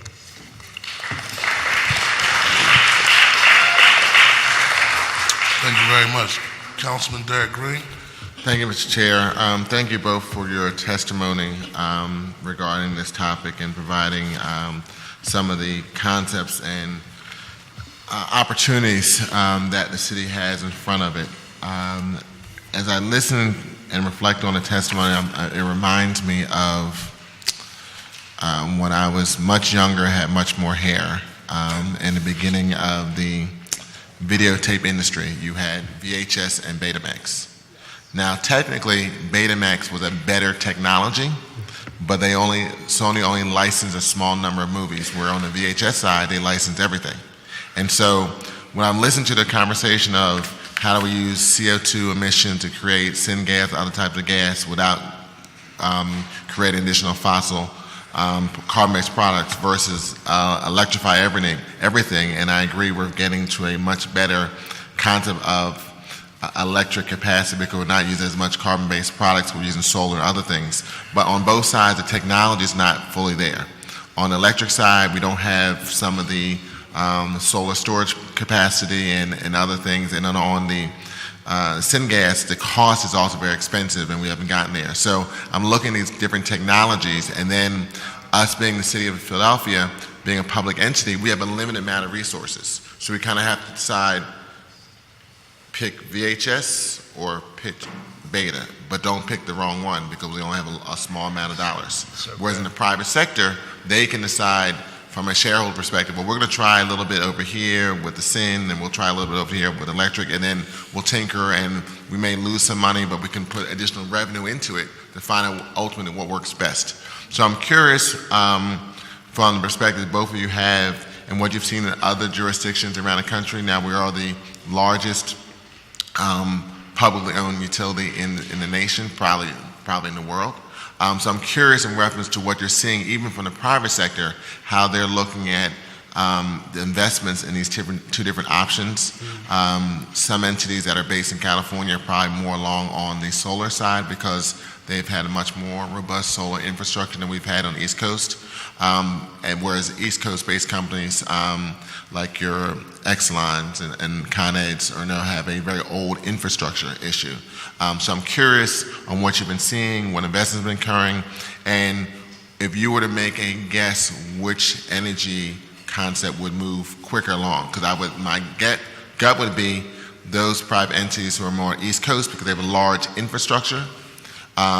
Main utilities would look more on the SIN side, and also the weather not being as good as you have on the West Coast, where solar may be more focused on in reference to getting solar batteries and other things to a higher technology pace because they don't have the same level of infrastructure because they were developed as cities and jurisdictions much later than the East Coast. So I'm just curious in your perspective in that regard.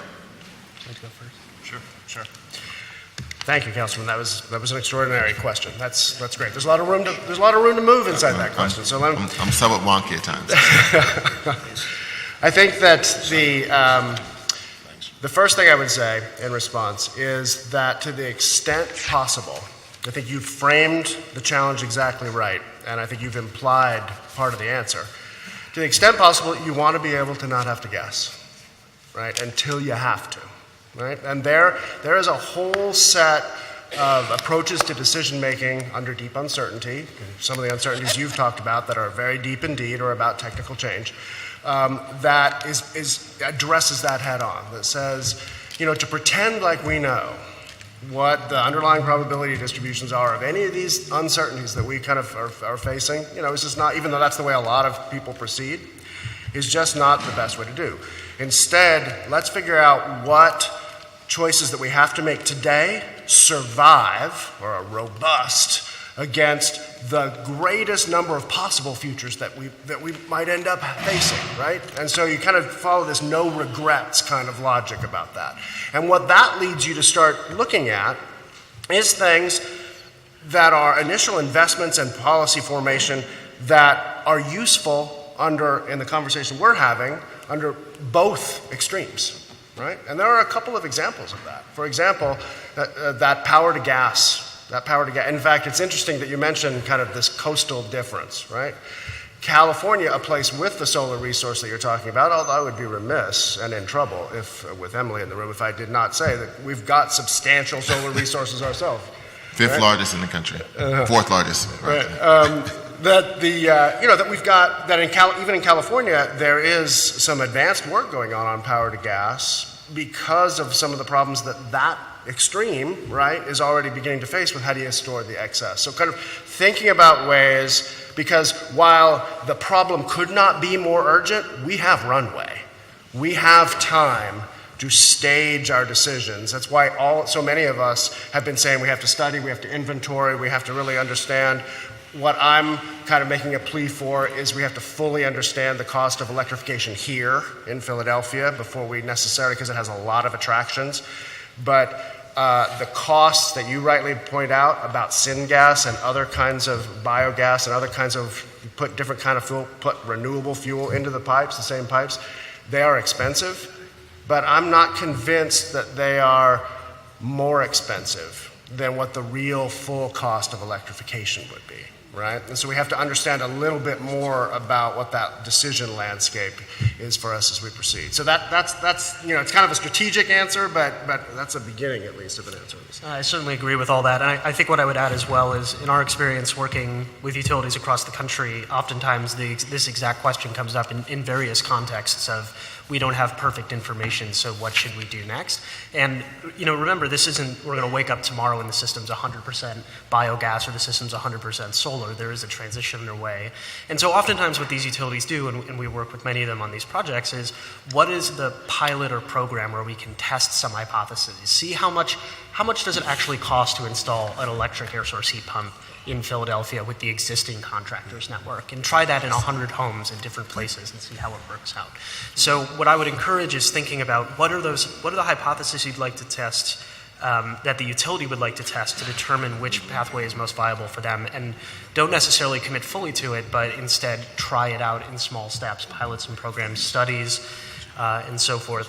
I think the other thing I would add on this is a lot of the concerns that were raised here around the system-wide impacts of either electrification or use of synthetic gases and so forth.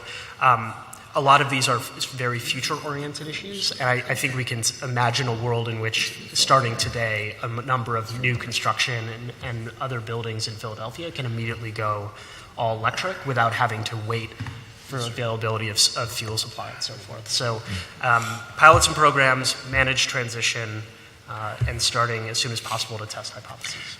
And following that line, the founder of RMI, Mark's organization, Amory Lovins, has got this fantastic line, right, that says people don't care about energy, they care about hot showers and cold beers, right? And so they care about energy services. And Mark made a very important point that that I'd like to emphasize here, which is that we need to think about changing the governance structure, not the governance structure, the structure of the organization itself so that it can accommodate a variety of new tasks in the future, right? Some of those are state-imposed regulatory barriers on what they can and cannot sell, but I think a lot of what we're talking about is that PGW becomes something like Philadelphia's sustainable future utility that can adapt to change as it becomes reality and take on missions as they adapt.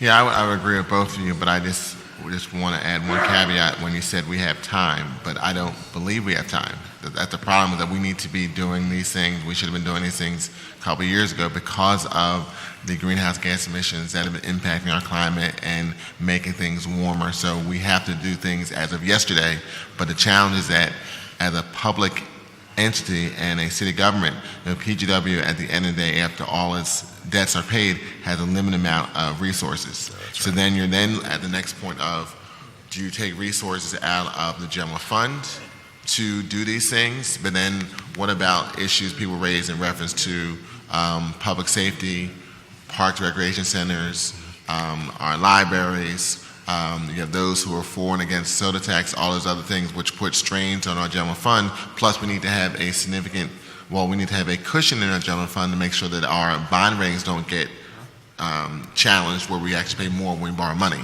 So we've got to look at all those issues, and I think that puts us in a very challenging perspective of we've got to move quickly, make sure you pick the right technology, but you only have a little amount of money to do it. So those are some of the challenges that we're dealing with. And so thank you for your input. I think this, from my perspective, has been a very engaging conversation. It's brought a lot of different ideas and suggestions that we can move forward on. So thank you, Mr. Chair.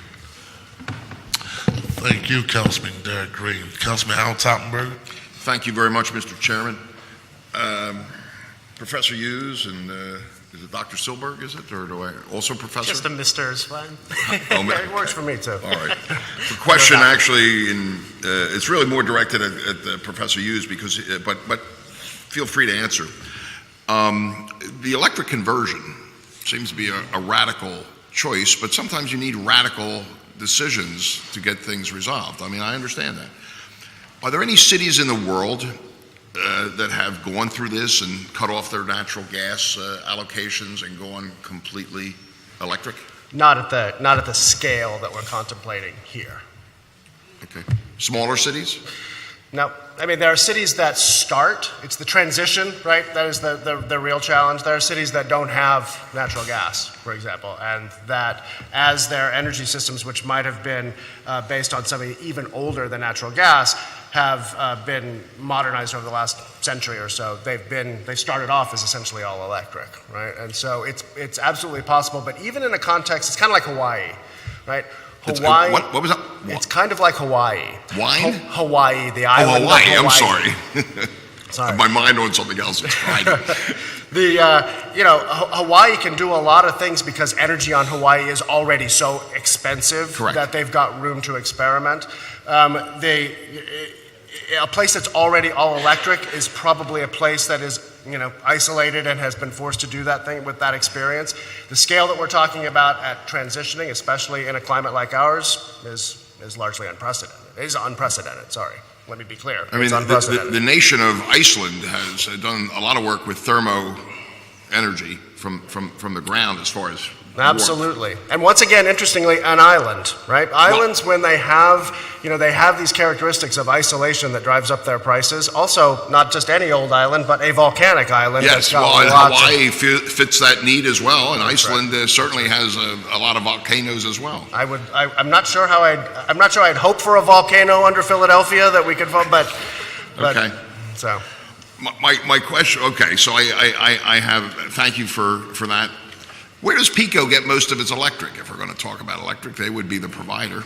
So the grid portfolio from which PECO draws its electricity, right, as part of the PJM system, is a mix of nuclear. Pennsylvania has a relatively high kind of contribution of nuclear generation in its electricity mix, natural gas, and coal going down.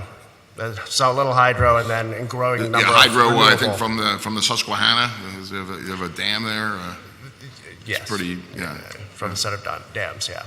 Yes. So. Yeah. Yeah, but those are relatively small. The larger components of that are nuclear, and how much, natural gas, and coal. much nuclear would you estimate? Oh, you know what? I've learned over the last few years to not answer a question that anyone with a cell phone can answer in 15 seconds. So well, I'm not going to hold your feet to the fire here. We're having a conversation. No, it's in the high 30s. The high 30s. Okay. Mid to high 30s, I think. Correct. And I left my phone on my seat, so. Didn't at one time, this is my last question, Philadelphia actually make synthetic natural gas or gas? Because it wasn't natural gas, it was gas. We've had years ago. I'm talking about 50, 60, 70 years ago. Right. Well, actually, in the 70s, there was many people remember the kind of the word construction synth gas, right? There was in the 70s in the Carter administration, there was a lot of experimentation around that, and some of those facilities were in this region. So yeah. Plus, there's also city gas, which is a very different thing from natural gas, but there had been. What was that called? City gas. It's an early form of street lighting, and that was used commonly in Pennsylvania. But it was synthetic in the sense it was made. From coal, yeah. Okay. Well. Yep. And synthetic gas today, where would that come from? So there are a variety of sources. There's a bunch of ways to make kind of synthetic gas. You can do things like, as long as you have carbon from somewhere and hydrogen, H2 from somewhere, you can use what's called the Sabatier process, which is about a 100-year-old chemical process that requires very high heat. And that high heat will reform those two elements into CH4, which is methane, which is the chemical name for natural gas. One of the reasons why there's a little more optimism around processes like that is there is some new discovery recently in the last 10 years where there's actually, it's called biomethanization, that uses an organic process, basically little microbes that without additional heat will reform carbon and H2 into methane without additional heat, which cuts out a huge part of the cost of synthesizing new methane, of making natural gas out of these more fundamental elements. It's a shockingly powerful discovery that is methane gas can be produced from a lot of agricultural byproducts or products. Absolutely. All you have to do is take a look at a bunch of grass clippings and you'll get all the methane you could ever imagine. Absolutely. Cow manure as well produces methane. Landfill gas is another source. There's also, well, there's lots of sources and lots of kind of technology developments that are improving each of those sources. Yeah, and just to that point, I mean, SoCal Gas is a really good example of a utility that's going heavy on biomethane. The challenge is that in California, which is a large agricultural state, they can probably only cover about 20% of their natural gas demand with that fuel stock. And the concern would be creating a market around biomethane. What sort of perverse incentives would that create, for example, for agriculture? So part of the next steps, things need to be understood. Train of thought is what is actually the biomethane potential in the state of Pennsylvania or the surrounding areas, and at least the studies that we've seen from other parts of the country suggest that it's inadequate. It's what? Inadequate. To meet the need. Now, I just want to be clear that we're all following that there's a distinction between biomethane that would come out of, say, the agriculture sector and the biomethanization that I was talking about that uses a different process other than heat to, it's an organic process rather than a thermal process to make methane. So those are two different things, and my colleague Mark here is exactly right about the agricultural capacity and some of the perverse incentives. I wouldn't go that way. I have interest in knowing a little more about the agricultural process, as I have a degree from Penn State University in agronomy. I'm an agronomist. So I find that fascinating. Also, I was always aware there is some controversy around it, but thank you actually for your expert testimony. It certainly has been eye-opening, and I think we've all learned by it as well. And thank you for taking the time to be here. It's very important. Mr. Chairman, thank you. It's a privilege. Thank you. Any other questions for members of the panel? Thank you both for your testimony. And again, as always, it's good to see you, Professor Mark Allen Hughes. Thank you very much. Would the clerk please call the next panel? Christine Knapp and Barry O'Sullivan.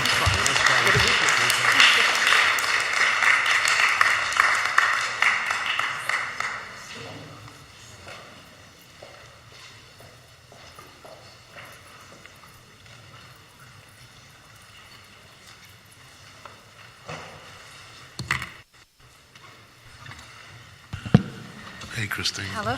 Please state your name for the record and begin your testimony.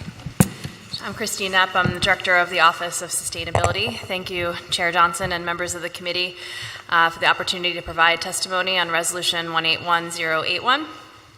Philadelphia Gas Works is the nation's largest municipally owned gas utility, maintaining over 6,000 miles of gas mains and service pipes that deliver 78 billion cubic feet of gas to 500,000 customers each year. PGW has been suffering from a decrease in customers and in usage for decades. In 2017, PGW filed for an 11.3 rate increase, citing warmer weather patterns caused by climate change as a cause. As a gas-only utility, PGW and the City of Philadelphia need to understand how the utility can thrive financially to retain its 1,600-person workforce and provide necessary services to residents in a lower carbon future. PGW and the city have agreed to undertake a business diversification study, which would provide a roadmap toward an environmentally and economically sustainable future for PGW that can be a model for other gas utilities around the country. The study will not only establish the feasibility of diversification recommendations, but also calculate the cost of carbon reduction for each recommendation, life cycle costs, and cost impacts for both customers and PGW, and show how each recommendation will generate sustainable revenues, then identify whether the Philadelphia marketplace can support and sustain each recommendation. This study will be part of Philadelphia's involvement in the Bloomberg American Cities Climate Challenge, which aims to support cities as they scale up climate mitigation efforts in the building and transportation sectors. While we're still in the early stages of drafting the scope of the study, we believe that there should be several components. First, the study should review opportunities to pursue new energy sources. These sources may include renewable natural gas, hydrogen, solar, and geothermal, among others. Next, the study should review new services and business models. Examples of these would be energy storage, microgrids, smart cities technology services, and increased weatherization services. Additionally, there should be a review of the necessary regulatory or legal barriers that need to be addressed to enable PGW to pursue any of the identified options. And given PGW's role as a publicly owned utility, we believe that there should be a community engagement component to the study to allow PGW ratepayers to have a voice in the future of their utility. Through the Bloomberg Challenge, PGW has not only committed to partnering on the study, but have also agreed to pilot one of the identified strategies. We thank PGW for their pilot thus far, and we look forward to continuing this work with them in the near future. And thank you again for this opportunity, and I'll be happy to answer questions.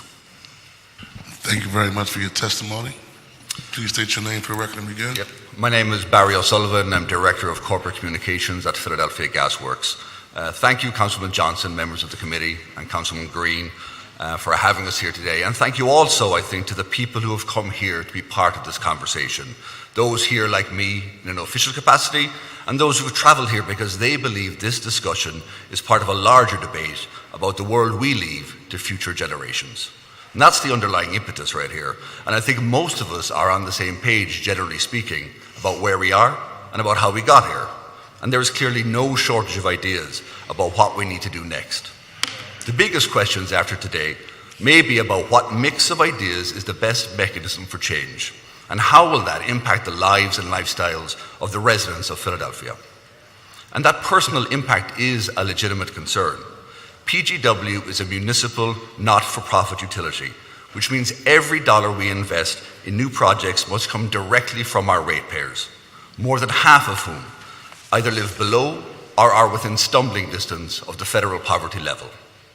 So as PGW considers how to make our energy even cleaner, and as we dive deeper into possibilities for diversification, we must also make sure that the dollars we invest don't undermine system reliability and safety or energy affordability and access. We never can relinquish our commitment to energy justice, making sure that low-income customers can take advantage of lower-cost energy, including natural gas. Still, as a hometown utility, we are energetic supporters of the emissions reduction goals that Philadelphia has adopted, and we're engaged with the Philadelphia Energy Authority and the Office of Sustainability and others so we can help achieve them. For example, as Christine mentioned, PGW and the city have agreed to work in tandem on a PGW business diversification study, which we believe could be a model for other gas utilities around the US.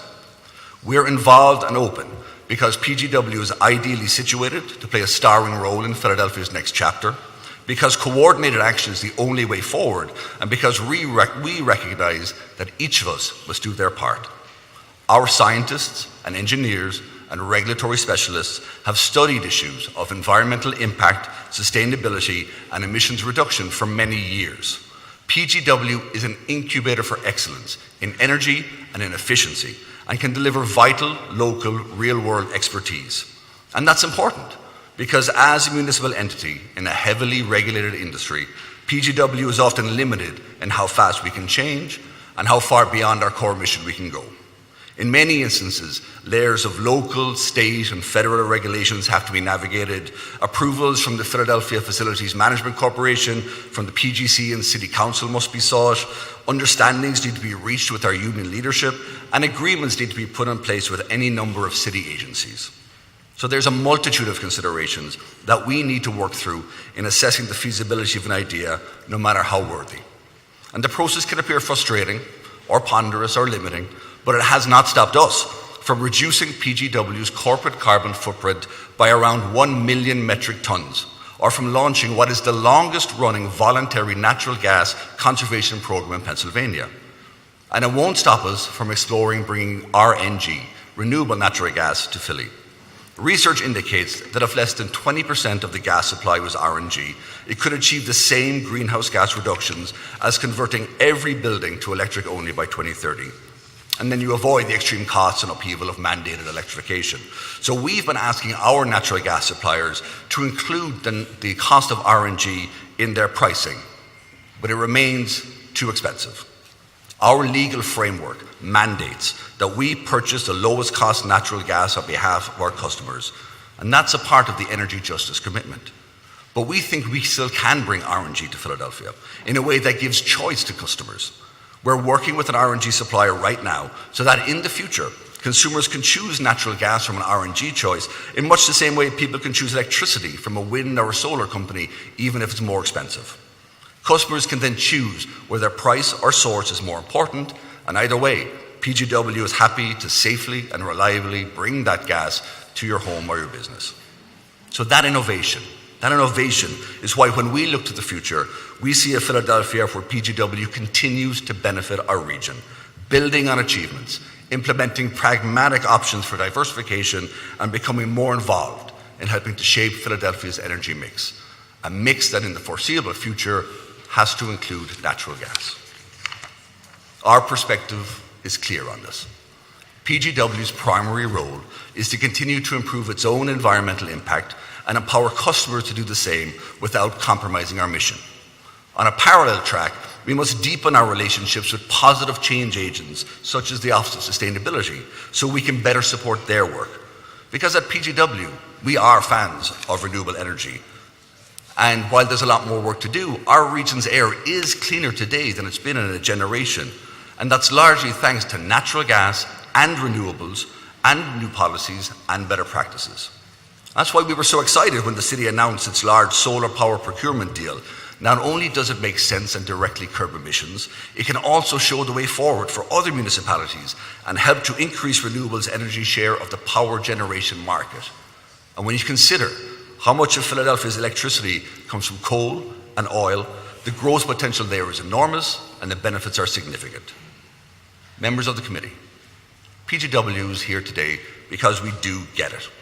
As a society, we need to make more progress, and people are losing patience. That much is clear, that much is understandable. And even though the entire natural gas industry, from its rigs and its wells to its interstate pipelines to the service lines beneath our streets, contributes less than 6% of our nation's greenhouse gases, there is still much more we can do and much more we must do. And that's why local natural gas utilities like PGW invest $4 million a day on energy efficiency programs that are reducing consumption now, and why manufacturers are targeting a 50% boost in appliance efficiency over the coming decade.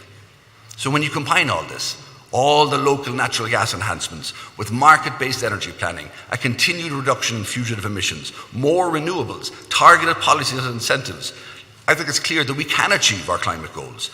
And that's a very exciting project to pursue, and one that we're very excited to be part of. Because despite some claims to the contrary, PGW is absolutely committed to improving the environment we all share and which our children will inherit. We breathe the same air you breathe. The people I work with at PGW see what's going on, and we want to continue to make a positive difference. We're not anti-environment or pro-dirty air, quite the opposite. The 1,600 men and women of PGW support this community. They do it professionally and they do it personally. They are part of its fabric.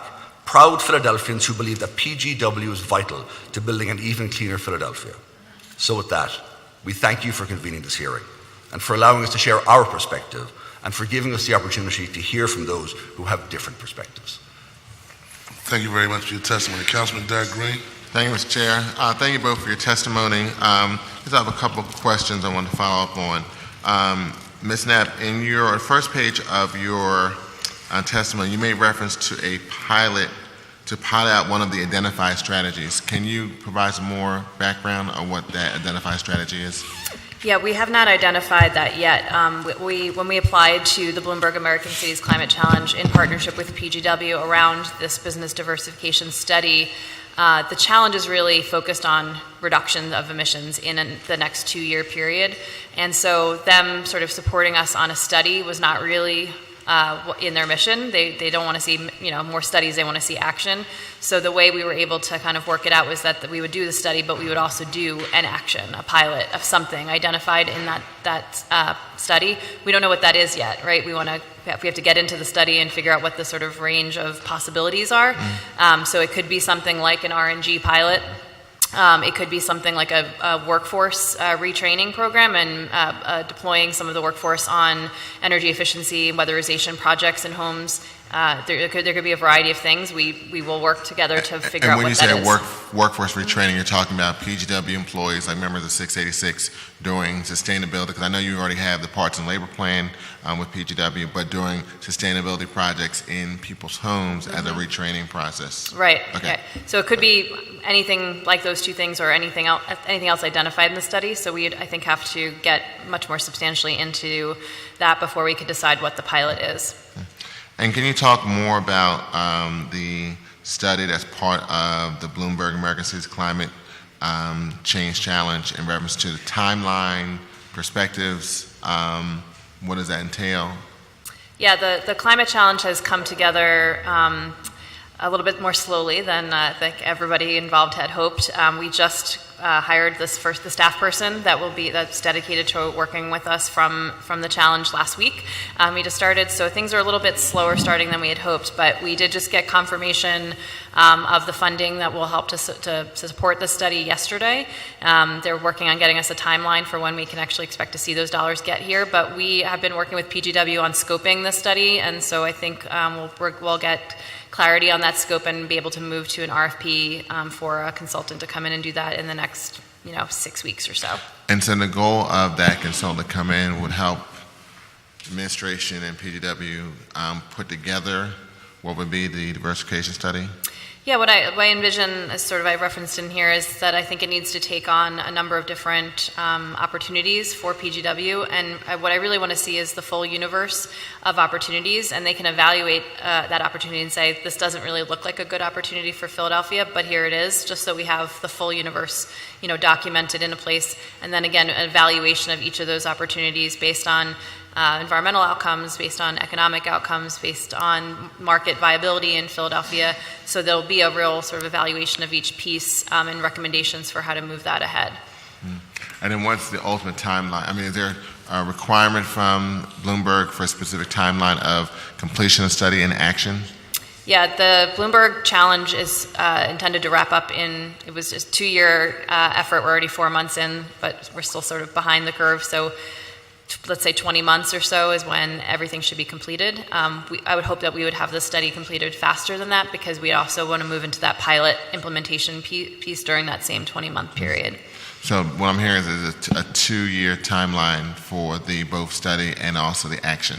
Right. And what will be the outside of the Office of Sustainability as well as PGW, what entity will help to move the study forward in reference to gathering input from the public, getting input from others to be part of that diversification conversation? Yeah, I referenced that I believe that there should be a community engagement component to that. I think we have not yet decided if that's something we're going to put into the RFP and have the consultant carry out that community engagement, or if that's something that we think we can do through PGW's own teams that already do public engagement and public affairs work, or using some other city resources to do that engagement work. So it will happen. We're just not exactly sure who will lead it yet. Okay. Mr. Sullivan, you talked about some of the legal restrictions and frameworks that impact PGW. I know one of the issues that my staff has done some research on is that I believe it's state law that restricts PGW for only purchasing the cheapest amount of gas. So I know we're working on some legislation that we hope to work with some of our partners in the General Assembly to change that. Are those some of the things you're talking about, that if those changes would occur, both, I guess, at the state level or PUC level or local level, that will give PGW more flexibility to do some of these things like RNG and others concepts? I think that's exactly part of it, but there's a little bit more to it. And I'm actually joined by Ray Snyder, who's the Senior Vice President of Gas Planning here. One of the things you don't want to have happen is you don't want your Director of Communications to be answering substantive questions, because I'm a mile wide but an inch deep. Well, what I can tell you is when we look to our suppliers and we ask them to price out RNG for us, on average right now, that price has come back between 400% and 1,000% more expensive. So on the one hand, there's the legal ramifications that require us to purchase the lowest cost gas. On the other hand, there's just the local market conditions that might mitigate against that being purchased. And that's why we think we found a solution in offering that choice to consumers. If you are a consumer for whom price is the only driver of your choice, then yeah, you can certainly buy your natural gas from PGW as you do now. But in the same way that with electricity, you can sign up for a solar power company or a wind power company. It still comes through PICO. You pay a little bit more for that. But if that's something that's important to you, then we can certainly, we're working on a plan to facilitate that. And how would you execute that concept? So you're basically saying that a customer, assuming arguendo, all the issues and legal dynamics have been resolved, you're basically saying to a customer, you have the ability to choose this type of energy source for your home versus that type? Yeah. And so the answer to that question is that we're still working that out.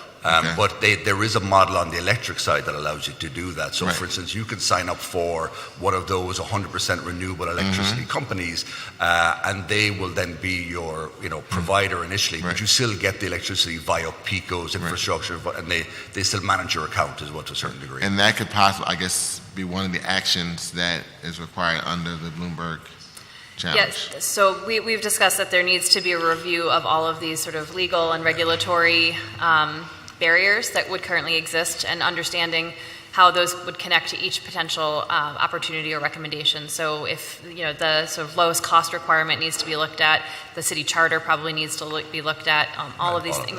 Right. Sorry. No, go ahead. He knows it better than I do, but yes, so I think we have to understand that anything we do differently, or anything we want PGW to do differently, will require some sort of change in that scope, right? Yes, exactly right. What I would say is that the framework within which we operate has been developed over 183 years, right? So that's how old PGW is. So when you make a change somewhere, there are often unintended consequences somewhere else. And in some respects then, that requires of us to be so careful and deliberative and just considerate of all the decisions we make, that sometimes it can kind of extend the time horizon for making those changes. But the commitment to getting involved in this is what hasn't changed. Okay, thank you, Mr. Chair. Thank you very much. Any other questions from members of the committee to the panel? Thank you very much for your testimony. Thank you. Under public comment, is there anyone else here to testify on this resolution? Can the clerk please read their names? Mike Uwall, Matt Walker, and Mitch Chanin.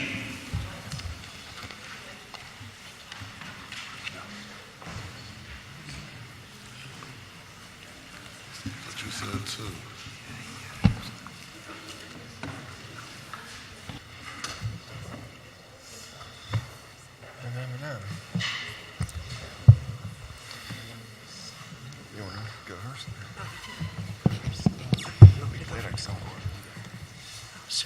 Please state your name for the record. Please begin. Great. Thanks very much. My name is Mitch Chan, and I work at 350 Philadelphia. Thanks very much for the opportunity to testify. I hadn't planned to speak today, and so I didn't submit written testimony. I just wanted to respond briefly to the testimonies, the last two testimonies, because I'm very concerned that the proposed diversification study does not match the scope of what had been discussed by earlier witnesses. I think that those of us who came today aren't just looking for a diversification study, but for planning for a transformation of our building heat system and of PGW. So I'm a little bit concerned about the framework of business diversification and of some of the testimony from the representative of PGW indicating that there's an assumption that providing natural gas will remain the core function of PGW for the indefinite future. I would really like to see a commitment to doing a transformation study based on all of the criteria that Reverend Holston and others spoke about earlier. And if the city doesn't have, if the Office of Sustainability doesn't have sufficient resources to do a study of the scale and scope that is required with its existing budget and funding from Bloomberg, then I hope Council will consider allocating sufficient funds to do the type of study that's really necessary for transformation of PGW to protect a livable climate, ensure everyone can afford to heat their homes, and protect and create good jobs. And the one other thing I wanted to add really briefly is that I think that it appears that there's an assumption that Philadelphia will kind of be on its own to enact the transition to renewable heat. I think it's very wise to consider what the city can accomplish with existing resources, but there is a growing call for a Green New Deal at the federal level, and I think we should be considering options that may require federal investment, as well as options that can be accomplished with existing city resources.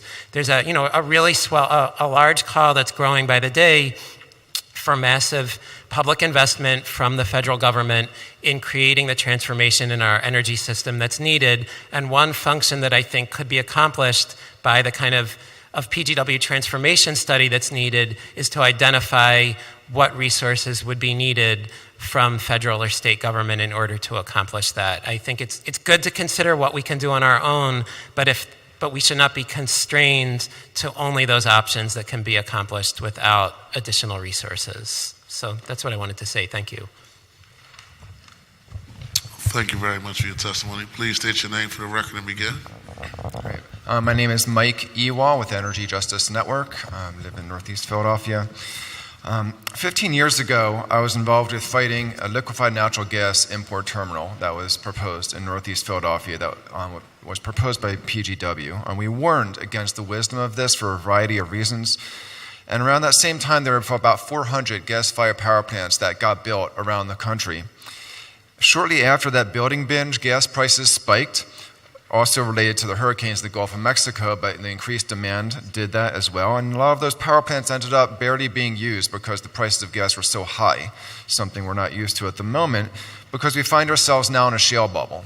We're temporarily in a short window of time where gas is cheap, and we're acting as if that's going to keep going indefinitely into the future. Production of gas is not going to be able to keep up with the demands that we're creating right now, with many more power plants also trying to be built and other gas-consuming industries also coming online. And there have been signs that the Marcellus Shale formation has actually been reaching peak production in recent years. Though they're not there yet, we won't know until the rearview mirror we look back and the numbers started going down. But we're hitting that point where that's going to be relatively soon. And so we can't expect that we're going to make investments in infrastructure that are going to be 30-year payoff periods when we might be seeing gas be unaffordable in as soon as 5 to 10 years. Now, we're already starting to see trends shift where wind and solar are even starting to beat gas on price. They're already beating all the other things that are out there in terms of electricity generation. And it was over 6 years ago that the University of Delaware did a study looking at our grid, the PJM grid that we're sitting in, and found that wind, solar, and energy storage alone can meet our electricity needs with 99.9% reliability and by 2030 with no government subsidies, cheaper than the status quo. And this study's been sitting out there for 6 years and we're not acting on it. So there's no need to view gas as a bridge fuel. It's not a bridge fuel. There's no such thing as a transition fuel, because a true transition gets us from A to C by going through B. And there's nothing in this that does that. What we're talking about is putting money into an investment dead end where we're going to end up with infrastructure we need to pay off over a certain time frame, and it doesn't help us get to conservation, efficiency, wind, and solar. It actually is a barrier to that because there's only so much money to work with. So the clean solutions we need to be working toward, we need to recognize that there are hierarchies for this. It starts with conservation, just like with the waste, we have reduce, reuse, recycle, right? Well, with energy, it starts with conservation, then efficiency, and then, depending on which sector you're talking about, the different solutions, which for electricity is solar, wind, and energy storage. For heating, it's similar, solar, hot water, it's geothermal and air source heat pumps, and electrification. Just like with transportation, we want to electrify things. Conservation comes first. And if we want to find the money that we need to do the investments that we're all talking about today to do this transition, that money is in conservation. That money is in efficiency. There are whole companies out there called energy service companies that will go to people's homes and say, I'll install things in your home and you give me a share of the savings to pay me back for that over time. The city could be doing that. PGW could be doing that. They can be an energy service company that can be knocking on every door in Philadelphia, creating a massive amount of jobs, saving money by using less energy, and also helping them transition. That savings will help finance the transition. Now, methane's global warming potential, as some of you may have, this may have come up already, but it's 86 times that of CO2 over a 20-year period. And that's the latest science internationally that's accepted on this. And leakage is systemic. I've talked to one of the top researchers in a big oil and gas company, and they won't let me tell you which company. I met them at a conference, sat down next to them, and I said, yeah, they were concerned about this increase in gas use, even though that's their business. And they were researching this for close to 30 years. And I said, yeah, I understand that if we have this much leakage in the gas system, about 3%, that's worse than coal for the climate. And they said, yes, that's right, and we will never get the levels lower than that. And this is the industry itself. They know that. We can't make this acceptable for the climate. And that same problem applies to renewable natural gas. It's still methane. It's still bad for the climate. The only place it makes sense to use so-called renewable natural gas is where we want things to go anaerobic anyway, like sewage sludge, trash, things that will end up in a landfill and generate methane regardless, where it's harder to capture. We want to capture that in an enclosed system. Not things like what they're proposing by the oil refinery right now, where they're going to take food scraps and yard waste and make methane out of something that ought to be aerobically composted. That makes no sense, especially right across the street from a black community, low-income community, where they have big storage tanks that can have explosions. We don't want to see that. So the only place it makes sense to create this kind of biomethane where it would make sense, like from sewage sludge, is to use it in parts of the economy where we have no non-burn solutions. This is like planes and boats and certain industrial heating applications. Everything else, electricity, normal heating needs, transportation needs, other transportation needs, but except for the planes and boats, there are non-burn solutions for all of that, so we don't need to be going there. So I'll just wrap this up by saying that gas produces the fewest jobs of any sector. There are several studies on this, and it's the bottom of the list on every single study, no matter how you measure how many jobs are being created by the energy system. So let's have PGW help us transition, create more jobs, and do it the right way. Thank you. Thank you very much. Hi. Chairman Johnson and members of the committee, thanks for the opportunity to speak here today. My name is Matt Walker. I'm the Advocacy Director with Clean Air Council. I'll spare you our blurb, as I normally give. And, you know, I probably sound like a broken record, but we all know the Intergovernmental Panel on Climate Change report recently that says we have 11 years to substantially slash greenhouse gas emissions if you want to avoid catastrophic climate change. So that's sort of the backdrop in which the Council is viewing a lot of the work we're doing right now. I think transitioning Philadelphia Gas Works to a sustainable energy utility that no longer uses fossil fuel natural gas and contributes zero greenhouse gas emissions must be a critical piece of meeting and actually surpassing the city's climate goals. The Council is happy that the Committee on Transportation and Public Utilities is holding this hearing today. The issue of how to transition PGW into an environmentally sustainable utility is a complex topic, and a robust and inclusive planning process is required for analyzing the options and holding PGW accountable to the plan. While I think this hearing is a useful kickoff of the discussion, the public needs full transparency about what the plan for the entire public planning process is and how this hearing fits into that vision. In order to fulfill the city's vision and climate goals, the city must commission a study of how PGW can rapidly transition fully off of fossil fuel-based natural gas to renewable energy with net zero greenhouse gas emissions. I'm happy to hear that the Office of Sustainability is looking into a transition study. I agree with what Mitch said about that not being adequate enough. We need to really look at how to get them off of fossil fuel-based natural gas, like I said. But I do recommend that the committee here works with the Office of Sustainability to try to establish a public engagement and planning process to solicit feedback, hire a consultant to perform an analysis about all the options of transitioning PGW off of fossil fuel natural gas, and then create a specific time-bound transition plan. This process should include the following types of elements. So I have a couple of recommendations about what this planning process could look like here. So first, solicit feedback, maybe through a survey or something like that, from labor, consumer protection groups, environmental and clean energy advocacy groups, affordable housing groups, low-income ratepayer advocates, environmental justice groups, civic associations, and any other relevant stakeholder to determine the scope of the PGW transition study. 2, recruit experts in energy efficiency, renewable energy, transition utilities off of fossil fuels to provide initial concepts about the scope of the study. 3, hire a consultant to analyze the various options for transitioning PGW off of fossil fuel natural gas and issue a report with recommendations.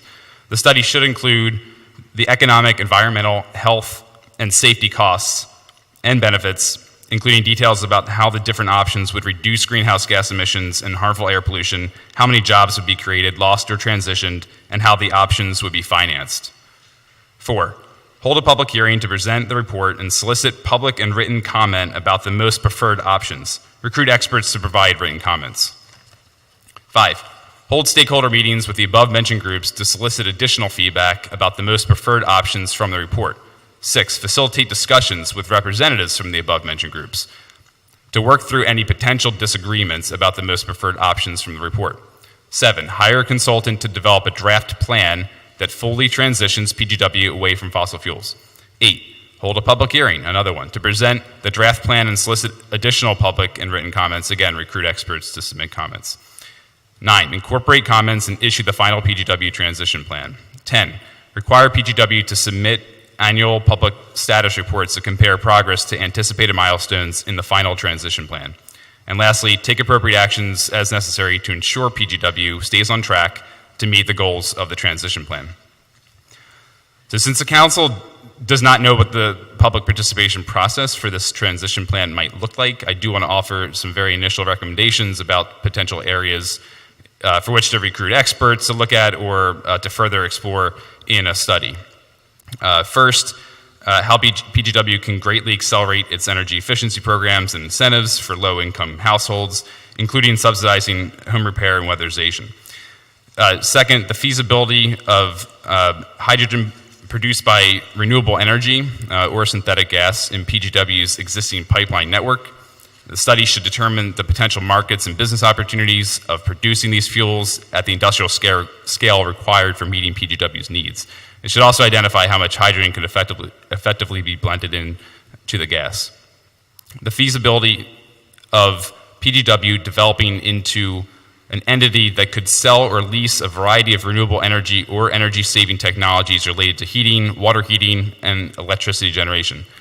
A non-exhaustive list of potential technologies would include, to include in the feasibility study for heating and water heating, could include passive solar units for heating water, on-demand water heating, geothermal systems, and fifth-generation district heat networks, as referenced in earlier testimony. And 4, how PGW could overcome legal and regulatory obstacles to become an entity or form one that could sell or lease rooftop photovoltaic systems to its customers. The study should calculate how much of PGW's business model could be based on these renewable energy technologies as opposed to delivering a mix of hydrogen or other types of gas.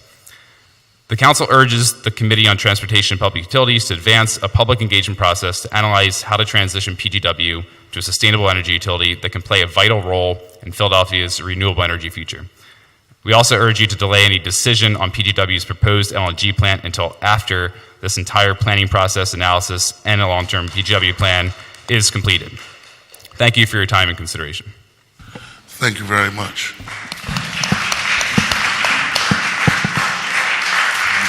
Councilman Al Toppenberger. Thank you, Mr. Chairman. Mr. Walker, the plan that you just read from, did you submit that in written testimony as well? I have not, but I have copies. I would like a copy of that. Sure. At your convenience. Thank you. Thank you. Councilman Derek Green. Thank you, Mr. Chair. Thank you for your testimony. And reflecting on the testimony and also reflecting on what Ms. Knapp stated regarding the climate change initiative of Bloomberg, which has a specific timeline. I've also been trying to think about how do we have a broader conversation regarding diversification of PGW that I think would entail some of the things that have been talked about at the panel. Trying to figure out what is the right entity that can do that allows public engagement to kind of roll up our sleeves and kind of work through some of these issues and concepts. My thought is that we'll probably need additional resources for someone to help participate and help lead that conversation. So those are conversations I think we'll need to have, and what's the right vehicle and entity that can allow a participatory process. We're engaging with various parties from a whole wide range of perspectives, while at the same point allowing the administration and PGW during the initiative we're doing with Bloomberg, because I anticipate that being a longer conversation, although they have a specific timeline for what they have to do in reference to that initiative. So, thank you. Thank you very much. Thank all of you for your testimony. Thank everyone who came down and contributed to this very, very important discussion. We need to give our stenographer a break, and we will return for a hearing on our second item, which is on the agenda shortly. We'll take a quick 10-minute break. You can keep that.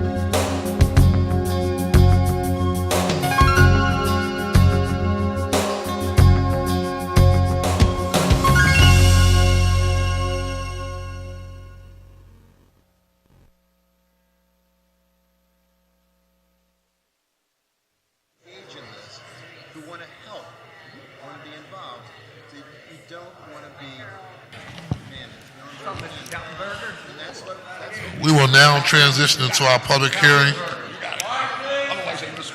for bill number 180976. Will the clerk please read the title of the bill? 180976, an ordinance authorizing the Procurement Commissioner to enter into agreements to purchase electricity, natural gas, and motor fuel for use by the city in city facilities and vehicles, including agreements that obligate payment for delivery of such energy supplies in future fiscal years, all under certain terms and conditions. Will the clerk please call up the first witness? Christine Knapp. Quiet, please. Can you please state your name? I'm Christine Knapp. I'm the Director of the Office of Sustainability. Thank you, Chair Johnson, members of the committee. I have submitted testimony that I will summarize in short to keep things moving. I'm here to support Bill 180976, which authorizes the purchase of electricity, natural gas, and vehicle fuel for the city for its facilities to be delivered through fiscal year 2023. In 2010, Council authorized the city to make electricity purchases for FY 2011 through FY 2014. In 2012, Council extended that authorization to FY 2015 and has continued granting additional authorizations in subsequent years. The Mayor issued an executive order creating an Electricity Supply Advisory Committee. The City Council Committee chairs for Transportation and Utilities, Public Works, and the Environment, or their representatives, serve on this committee. The Electricity Supply Advisory Committee reviewed the electricity purchasing strategy and has been kept abreast of the purchases. The City's Energy Office serves as the primary manager of the procurement of electricity, natural gas, and vehicle fuel for the general aviation and water funds. The Office's energy procurement work is guided by the City's Municipal Energy Master Plan and through conversations with the City's Finance Department, Water Department, and the Philadelphia International Airport. The Energy Office strives for the City's energy procurement to be low cost, to provide budget certainty, and to have transparent pricing, and to do so by increasingly using clean and renewable energy. The electricity supply portion of the total bill is about 2/3 of the total electricity cost. The city has successfully managed our supply cost by purchasing in the wholesale electricity market and staggering our purchases to limit the risk of paying a premium for electricity. The proposed ordinance would authorize the city to make agreements for delivery of electricity in FY 23 through a state-regulated licensed service provider. The city's licensed service provider was selected through a competitive process and acts as the city's agent in making purchases in the regional electricity marketplace. The city's licensed service provider will serve as a key partner in the recently approved contract between the city, the Philadelphia Energy Authority, and Adams Solar, LLC. Building on a strong and growing relationship with the Philadelphia Energy Authority, the ordinance includes a provision that requires the administration to inform a designated representative of the PEA of the city's intent to make the purchases and consider the timely advice provided by the PEA on purchases. In closing, I anticipate that this procurement approach will continue to lower the city's electric, natural gas, and motor fuel bills while protecting the city from potential escalation in energy prices over the next several years. It will contribute to competitive prices and budget certainty for the city's utilities. It will also allow the city to continue to seek opportunities to increase its purchase of clean renewable energy through projects such as the Adams Solar project. Thank you for the opportunity to testify. I'd be happy to answer any questions you have. Thank you very much. Any questions for members of the committee? Thank you. Is anyone else here to testify on this bill? Seeing no further witnesses, this concludes the public hearing on bill number 180976. We will now go into a public meeting to consider the action to be taken on this bill. At present, we have a quorum of Councilman Mark Squilla, Councilman David O., Councilman Al Tottenberger, myself, Councilman Kenyatta Johnson. The chair recognizes Councilman Mark Squilla for a motion on the bill we just heard. Thank you, Mr. Chairman. I move that bill number 180976 be reported from this committee with a favorable recommendation, and further move that the rules of council be suspended to permit the first reading of this bill to the next session of the council. Second. It has been moved and properly seconded that bill number 180976 be reported from the committee with a favorable recommendation, and further move that the rules of council be suspended to permit first reading of this bill at the next session of council. All those in favor of the motion will signify by saying aye. Aye. Those opposed, the ayes have it, and the motion carries. Those bills This bill will be reported from this committee with a favorable recommendation with the request that the rules of council be suspended to permit first reading at the next session of council. This concludes the business of this committee. This hearing will stand in recess to the call of the chair. Thank you very much, everyone.